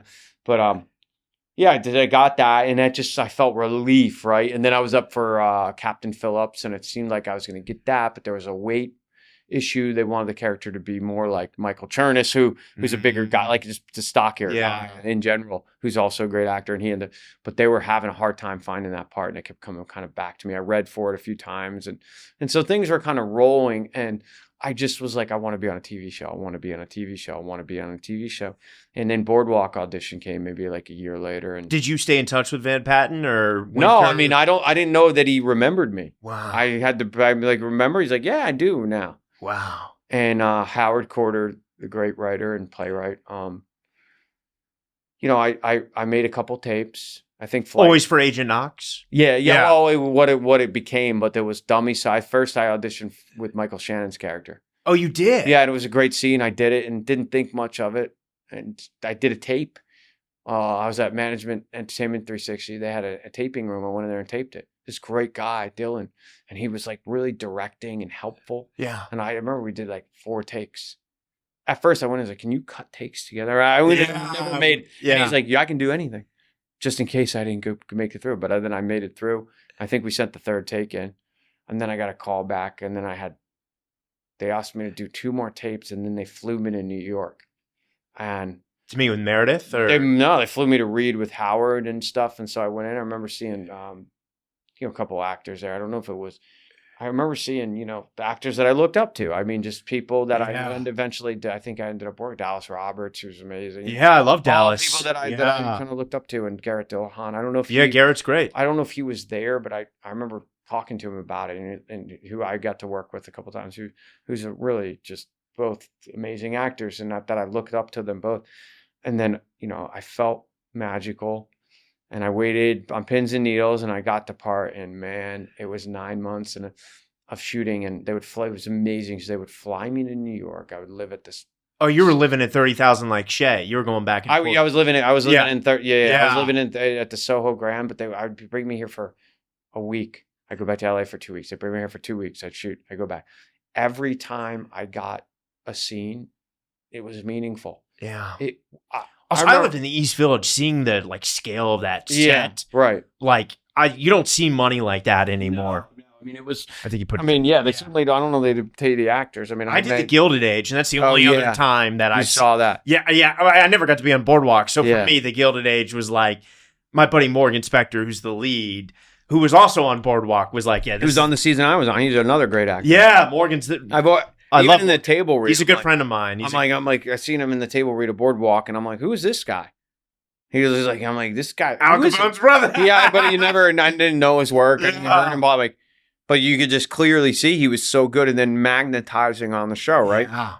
Super, really great good death as well. Yeah, yeah, great death. And so every scene in the episodes, we had such great directors, but obviously I felt akin to Tim since he gave me my first job ever. Parallelism of that. Yeah, he gave me my first job ever. It. And then coming up, and he's like, hey, welcome. I was like, and he's like, yeah, I remember. Yeah. And he's like, Howard tuned you up in the audition. I was like, yeah, because he kind of guided me through the part, gave me a few directions, and that's when I was like, I think this went well, and I got the part.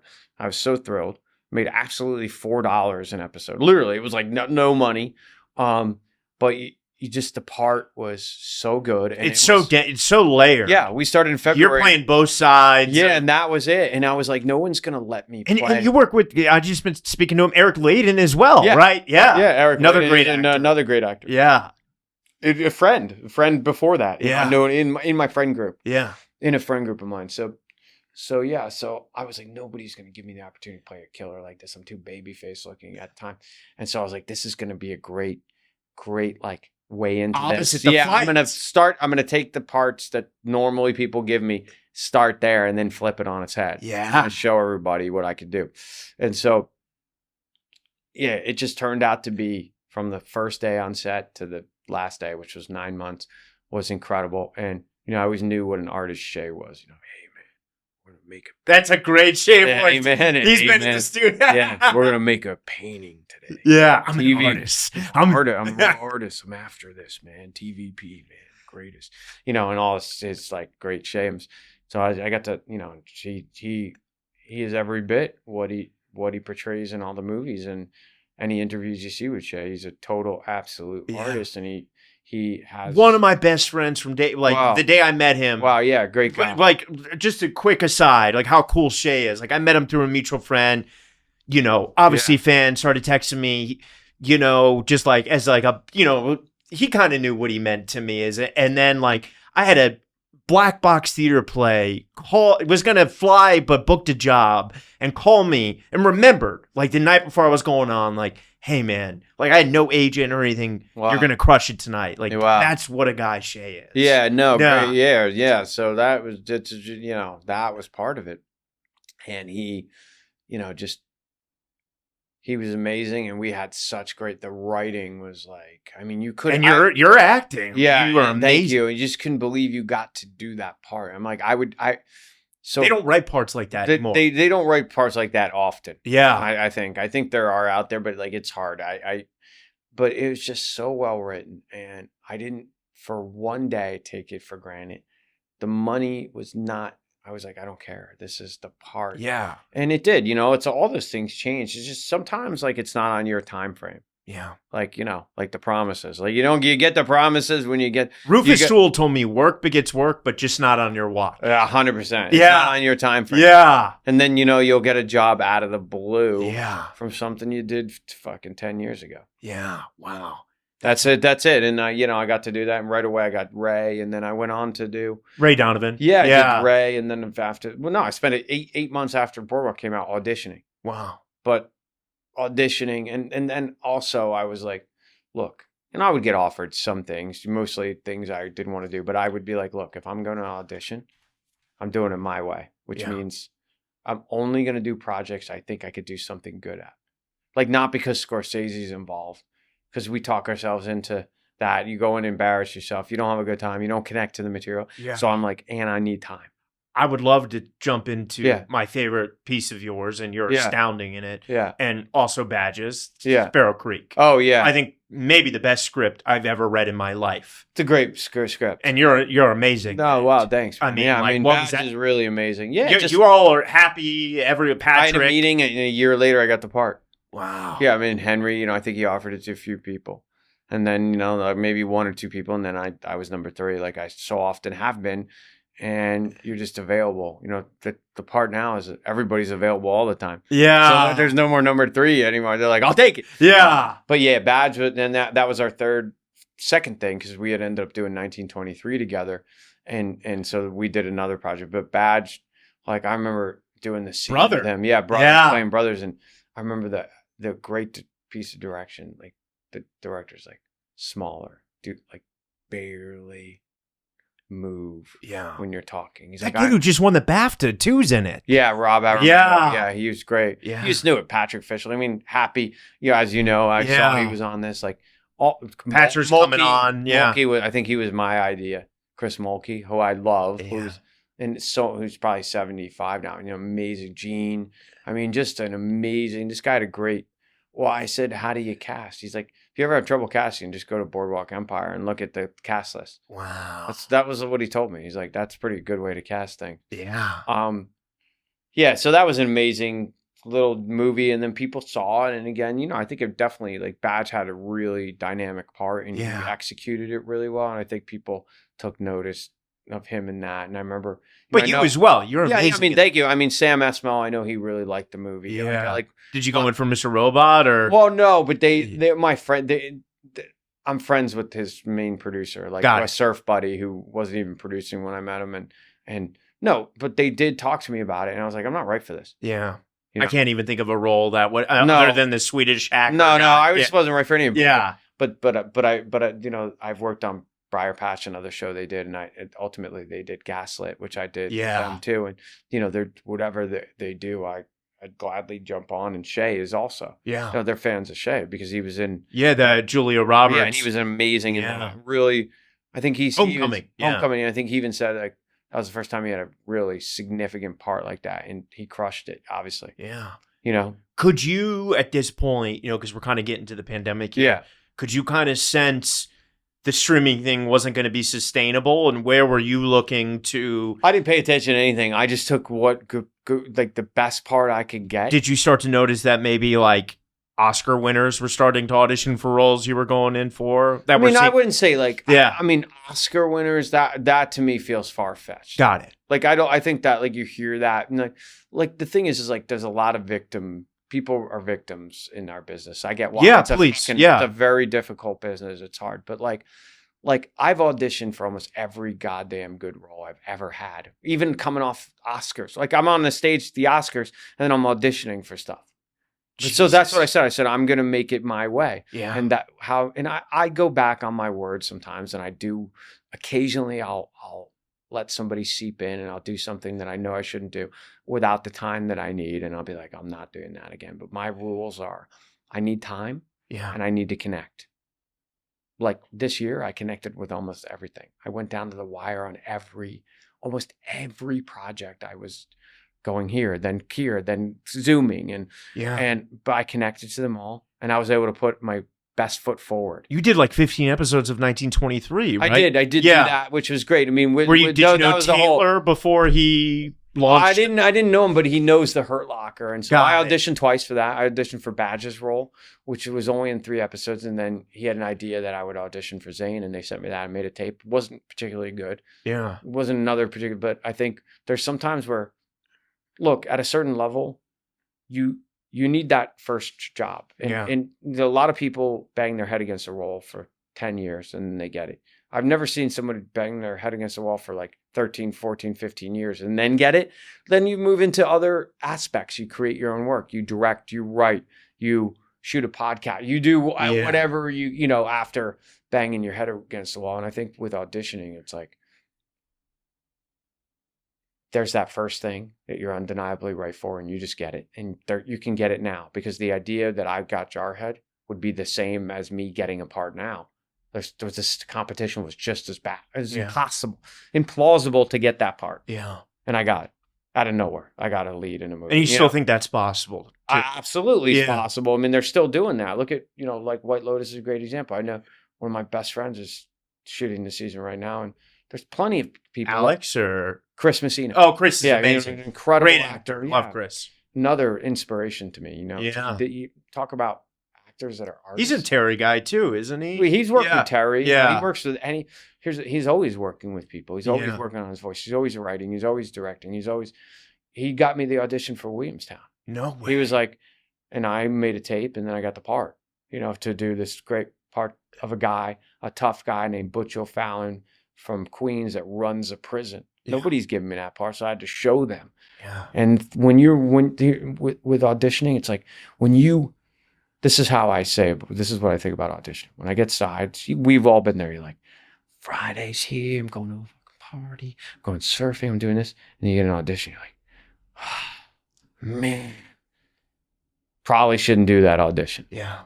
No matter what level, right? But we have to at a certain level. There's sometimes like the agents will send you like this big project. You have to do it. It's not that much work. I try to crush it, but mostly you got to do it for you. But when you're willing to learn a monologue from a play, but I made an audition. They didn't ask me. They were just going to meet me. I wanted to get that part. Wow. And I wanted to show them what I was going to do. I was like, that's my version. If you want that, that's cool. And I think that's how you have to go into auditions, right? Like I have a dinner somebody's taking me to see this play and paying for dinner, and I'm going to cancel it all because I got an audition and I just want to do the work. That's what Clinton Collins spoke about on here. Like he said, it doesn't matter if it's the Oscars. Yeah, he'll cancel. Yeah, because he wants to have his fun. Yeah, that's it. If it's so that's it. So, but like mostly, Kate, like there's the auditions where you're undeniably the best person, and you still don't get those parts sometimes. Yeah,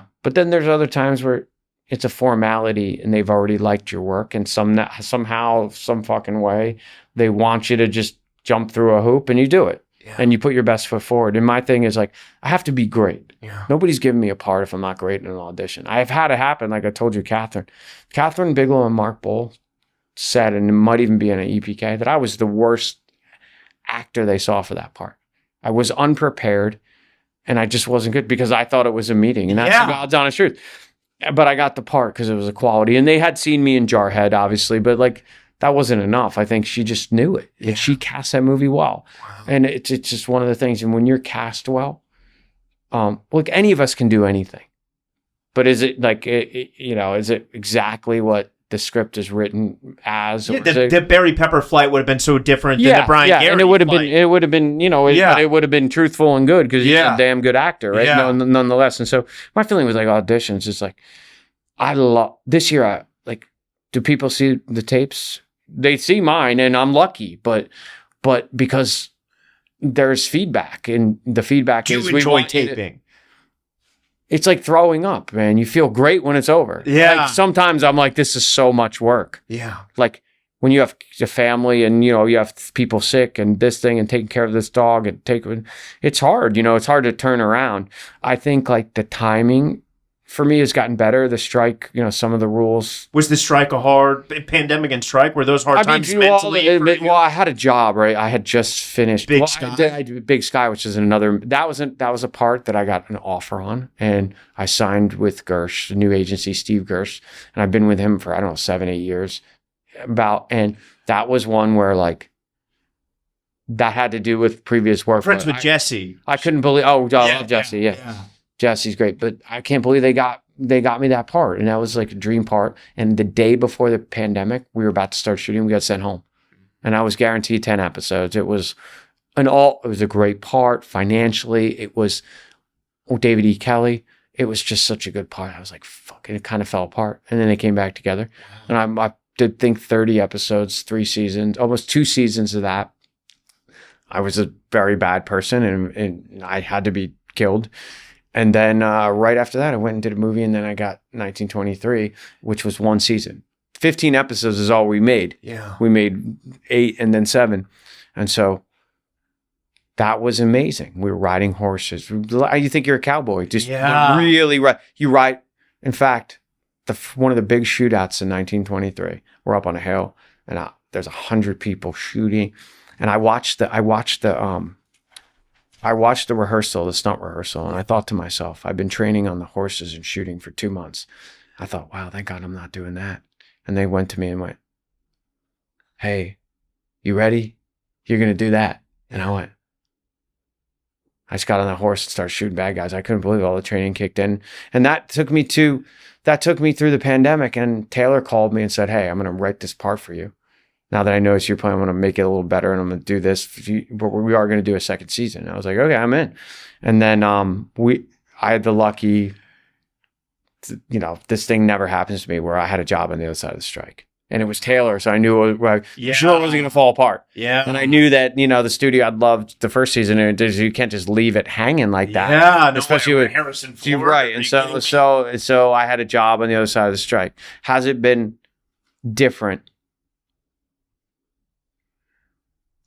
Yes. I guess if you were starting today instead of 20 years ago when you started, would you approach your career differently today? I mean, like the Instagramification sort of came up a little bit earlier. Yeah. Like, is that I do think that I would probably, I can't change now. Every time I try to do something to stay relevant, it just it feels fake or false. Yeah. I would, I think you cannot be great, but be meaningful. Kind of like an IP to a degree. You're your own IP in a way. If you have a certain social media platform, whether it's, Vine, YouTube, something. So I think that can make you the Paul brothers. Right. Yeah. I think you can be meaningful. Yeah. Right. And have their own talents. Right. I mean, he's not a bad boxer. That's for sure. He's not bad. Very athletic. He's right. He's not bad, but so I think that is a way to ensure work.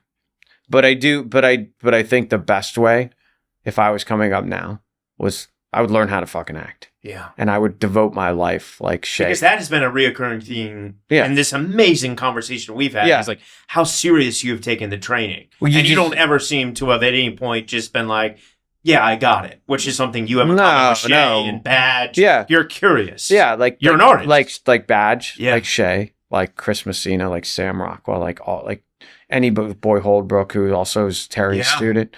It's like, everybody's after the work.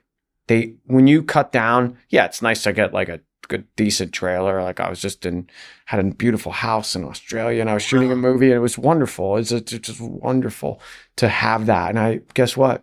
I've never taken it for granted.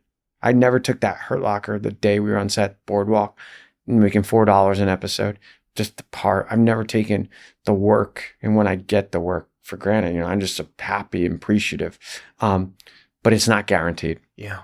To me, to you, to anybody, it's not a guarantee. And sometimes you can go into that darkness, and we all have those despairing fucking actor despairs thoughts, dude. How do you get yourself? So I think it's learn how to act on the stage.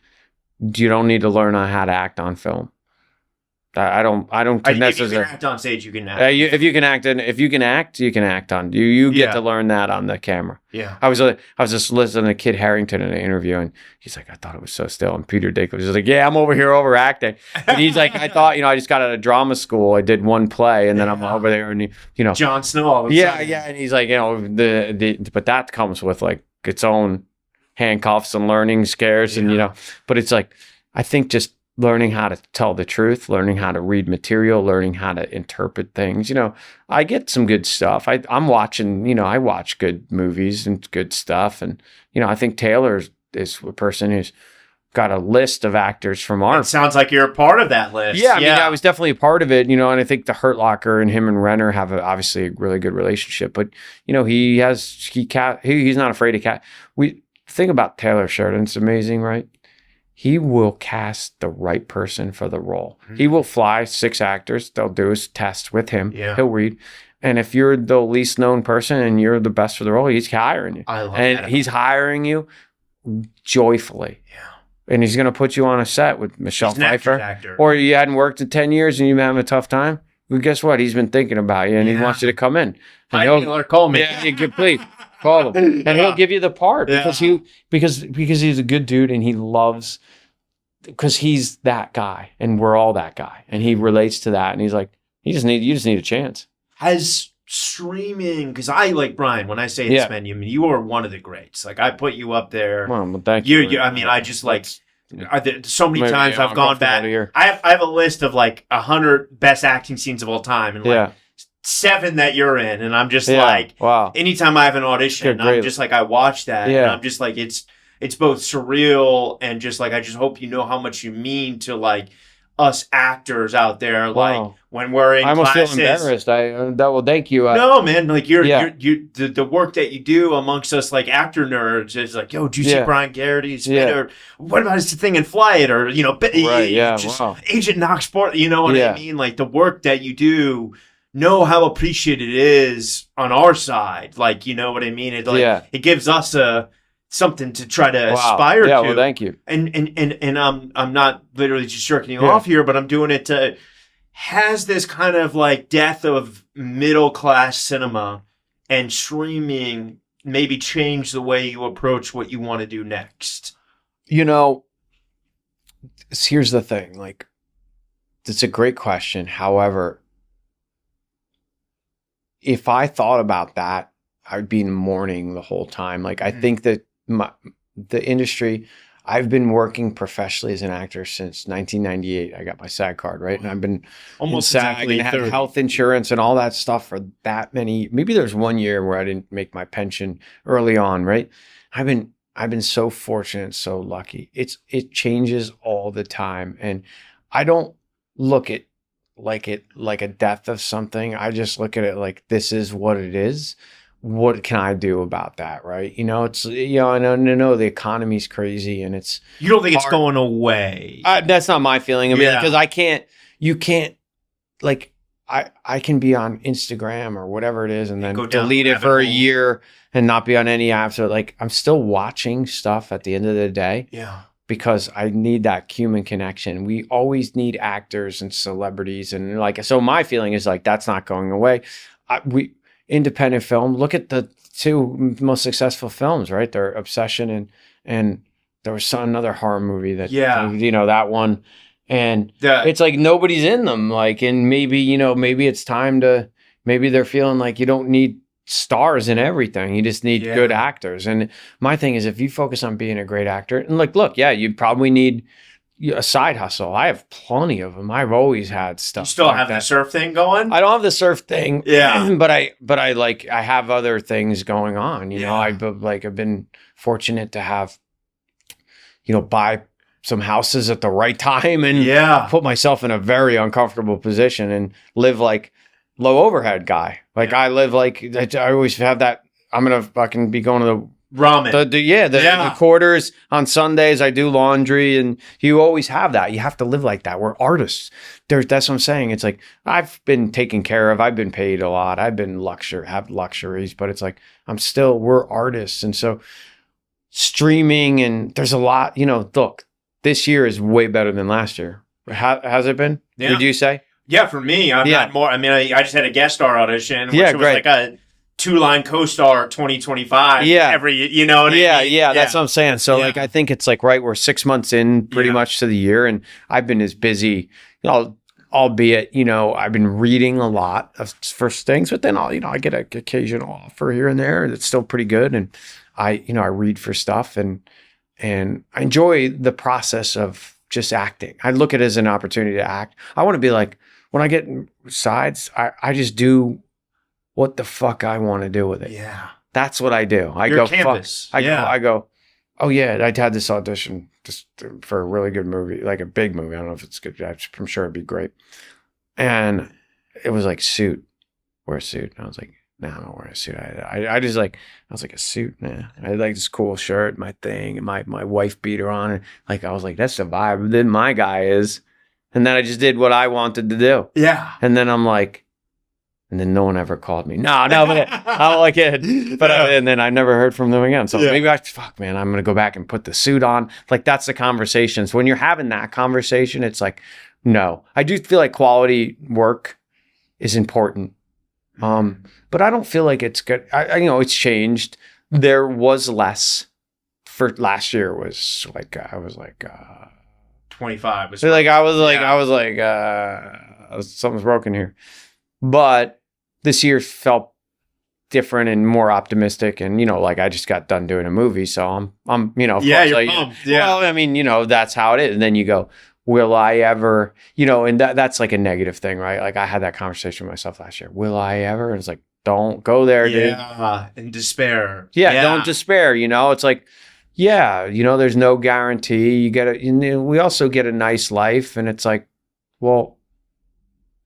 Like, I'm like, I want to open a coffee shop, actually. Like, I just love, I have I don't drink alcohol, and I got really into espresso, and I have one of those La Marzocco machines, and I take classes, and I'm like, I would like to do this. Like, there's a corner coffee shop in Williamsburg, Ant's great coffee shop. Yeah, I know well. Yeah. And then they're like, I'm like, can I come in here and work? They're like, you need a job? I was like, no, I want to work for free. Yeah. And then I just and I'll donate my tips, but I like that. I surf. I have that. I'm directing this movie. Can you say much about it, or? Yeah. So my friend Ben Carney, who I told you about in Brian's, the guys I lived with, he's a kid that I would take on surf trips. He's 4 years younger than me. I think he saw me acting and said, I want to do something like that. Remember we did True West for like a thesis film in my apartment here. And I remember they'd be like, you look like Martin Sheen.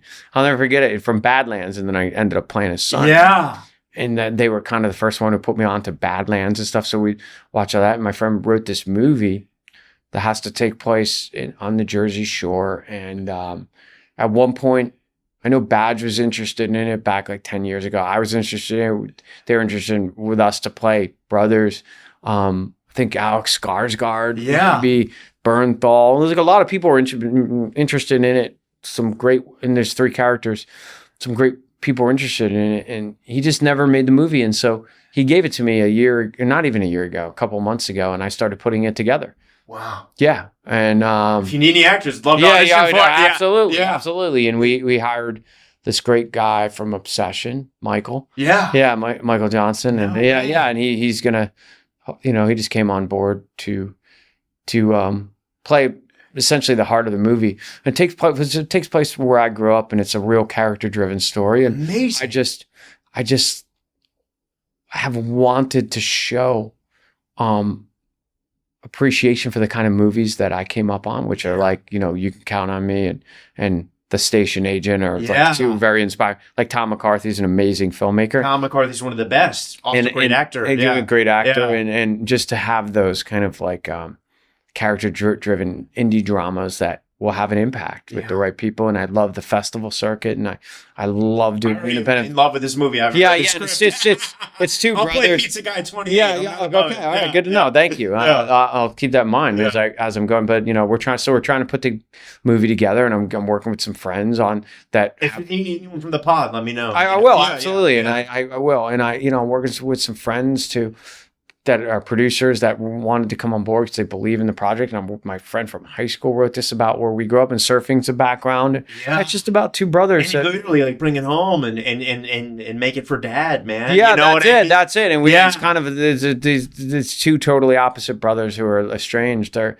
dad dies and they have to come home and reconcile with that. And there's a great part who I just offered it to somebody who I'm like, who I adore and love as an actor. We'll see if she responds, and then we're going to try to put this thing together by the end of the year, and so that's keeping me busy. But like anyway, it's just about like, look, we all have, this is a brutal business. Yeah. But I'm watching the just bear with me, and you can cut this out of the No. I've been watching pro surfing ever since I stopped any party, like any even social parties. Like I'm pretty much like, I go to parties, but I go home early. I go to screenings. I go, I don't do a lot of that kind of. Yeah, we got it. Canada Dry. That's my thing. I have so much. I'm so happy this way. I'm just happy without doing anything. I started watching pro surfing. The very obviously big theme of my life is surfing. And it's funny. I'm watching a guy right now who's been there for 8 years on the tour, and these are real athletes. They get paid real money. They're real. It's so hard what they do, and he just today finaled the last contest he won. He's now probably number 1 in the world, number 2 in the world. It's Italian guy, Leo Fioravanti. He's from Italy. There's not great waves in Italy, but he was a prodigy. And I'm watching it it's not by chance. He finals twice. Once in Brazil. The Brazilians are the best surfers in the world. It's his whole mindset and his belief system, and he let go. The pressure's off him. He won a contest. It's been his dream. Now he's number 1. Now he got the gold jersey. And it's just a mindset. And that's what happens to us. We could be so, like before I got Jarhead, right? Dude, I was like, oh, maybe I'm not good. I can't get a call back. Everyone's testing. And then all of a sudden I get this thing, and I'm meeting everyone in town. Then I get movie after movie with A-list people. Bobby was like walking, like Anthony Hopkins, Sharon Stone, Demi Moore. It was incredible, and it's just like my mind's, somebody gave me a break. I got lucky, and I did the work. Those things. You got a chance, you're in the right place at the right time, and you're ready with the work. And that happened to me a few times in this great career. And I had, a lot of personal stuff going on last year. I was in a very dark place, but sometimes it just saved me to read something, go to see a movie, go see a play. I do it all the time. Go audition. Yeah. And then, when the managers are like, this is amazing that it, and all of a sudden I'm like, and then he do hear back, and then all of a sudden it's like, hey, they want you to Zoom. Zoom is something, dude, I don't know how to do it. I always, it's not. I appreciate you doing this in person. Yeah. Zoom's not. Yeah. I could, I just don't know how to audition on this fucking Zoom. Yeah, it's really weird. They're like, get a setup. I'm like, I can't be doing that. Yeah. And I know I should, but otherwise, I like going into the lighted, like this kid who Dylan John he has a play. He's doing a Miss Julie one act at the Gene Frankel Theater right now. I got introduced to him by an acting teacher, Annie McGovern, who is a wonderful, who worked with Terry, who helps me out a lot. She's an amazing person, and teacher, coach to sound off of. I met her through him. This kid, I'd literally walk in his apartment, his cousin sleeping on the couch, walk over, like, oh, sorry. Into his room, his bedroom's half the size of this, pulls down this thing that's got 2 lights, and we made some sick tapes. Wow. Because he's an actor. Yeah. And he likes doing it. And then I went over to, Gersh has a great taping. Yeah, I know. I like the lights and everything. But I need to be able to do a scene. Yeah. So I'm starting to push back a little on the Zoom. I'm just like, because it's not helping me. Yeah. Right? I'm a different. It's inhibiting. Yeah, it's totally inhibiting. I feel stilted in it. I do. And I don't feel like I'm putting my best foot forward. But that's okay. Yeah. And the right thing does come at the right time. And I think it's just just got to focus on the work. If you're scared about what's to come, get another job. like set yourself up financially somehow where you're not worried. And it seems to be a recurring theme. Anytime you did that is when good things came. It's like as soon as I shifted my energy, you know, now I'm like, stop directing a movie. All of a sudden I get acting parts, you know, like that's how it is. I'm not looking for a wife. I get a wife, you know, I don't want this. I get like that. When you're focused on, I don't have this and this will never come, you know, that repels it from coming. When you're free, you're like, I'm not worried about like, depending on acting to make your bills in New York it's tough. Yeah. Like it's not cheap to live here. So, you know, you got like, I think we all got to do other things. And if it's like, there's no shame in being a bartender or barista. By the way, like bartenders, like some guys make like $700 cash a night. Yeah. Like, is that like working 3 nights a week? They're making $2,200, $2,200. They're like, that sounds sick. Yeah, I know. It's not bad at all. Yeah, and I'm just like, especially you know, if you don't drink. And you're younger, you know, you're running around, you're doing theater. This guy, Dylan, man, he does all that. He works, and he just got his first big part. He's a great actor. I went to his acting showcase. Wow. He's like, you came to this like Shay to you? I'm like, yeah. Yeah. Because you're going to be something, and you care. Yeah. You care. That's what I love about Sam, Shay, Chris, Mike, yourself, yeah. Like, badge. Everybody cares, and they're see. Oh, did you see this? Oh, I'm going. Chris is in LA. I'm going to the Arrow. There's a talk back tonight. Sending me videos of Sidney Lumet. You know, interviewed on Charlie Rose. You know, send me Ed Harris stuff. Early Ed. Like, you don't do that unless you love acting. Yeah. And there's a need for storytelling, you know. I mean, I'm watching now because I'm in the fucking Dutton world. I'm watching the Dutton Ranch. And it's fun. Yeah, I'm just because I'm seeing actors that I like. Love Logan Marshall Green. Yeah, well, no, that's Marshall's. Oh, okay. Yeah, sorry. Yeah. I like, well, Mark Menchaca's another guy. Great friend. He brought you up on his interview. Oh, he did? Yeah. I mean, he's a great. Yeah. What'd he say? No. I do. We went down the road where we're very different, but same, you know. Yeah. I've gotten him apart. He's gotten me apart before. Yeah. I'm like, I can't do this, but Mark's probably, you should talk to him. Yeah. And vice versa. I ended up doing a lead in a movie he got too busy for. Wow. And I was like, wait, you're too busy? Good for Mark, man. Yeah. And so like, that's another thing. Like, Mark did this podcast year one and was like, hey, man, I'm leaving town. Do you want to live in my house? Like, that's how cool of a guy that guy. Yeah. He's super cool. I'm happy for him. But he's really good on that show. Yeah. And he's like, I'm going in for a screen test. He's like, how was yours? I'm like, I don't know if Taylor didn't make me do that. Good luck. And then I texted Taylor and I said, hey, everyone keeps telling, like, I got a few texts from guys doing tests. He's like, I'm like, you never had me come, though. I told him. I said, all these guys text me, how's a screen test for Taylor? I said, I don't know. He didn't make me do it. He's like, that's because you're a baller. You know, Taylor's funny like that, but he's just got a good sense of humor. But yeah, I watch everything from I love the Craig Zobel. Yeah. And then, you know, I went to see Adrian Brody in the play, and then I'm watching the Dutton Ranch, and then I'll watch some Summer House reality TV show. It's the only thing I can check out that be working. And then you know, last night I was watching Before the Devil Knows You're Dead, the film with Phil Hoffman and Marissa Tomei and Ethan Hawke, and I'm just like, like have all the movie, you know, just keep watching movies, and that's it. Just stay in it, man.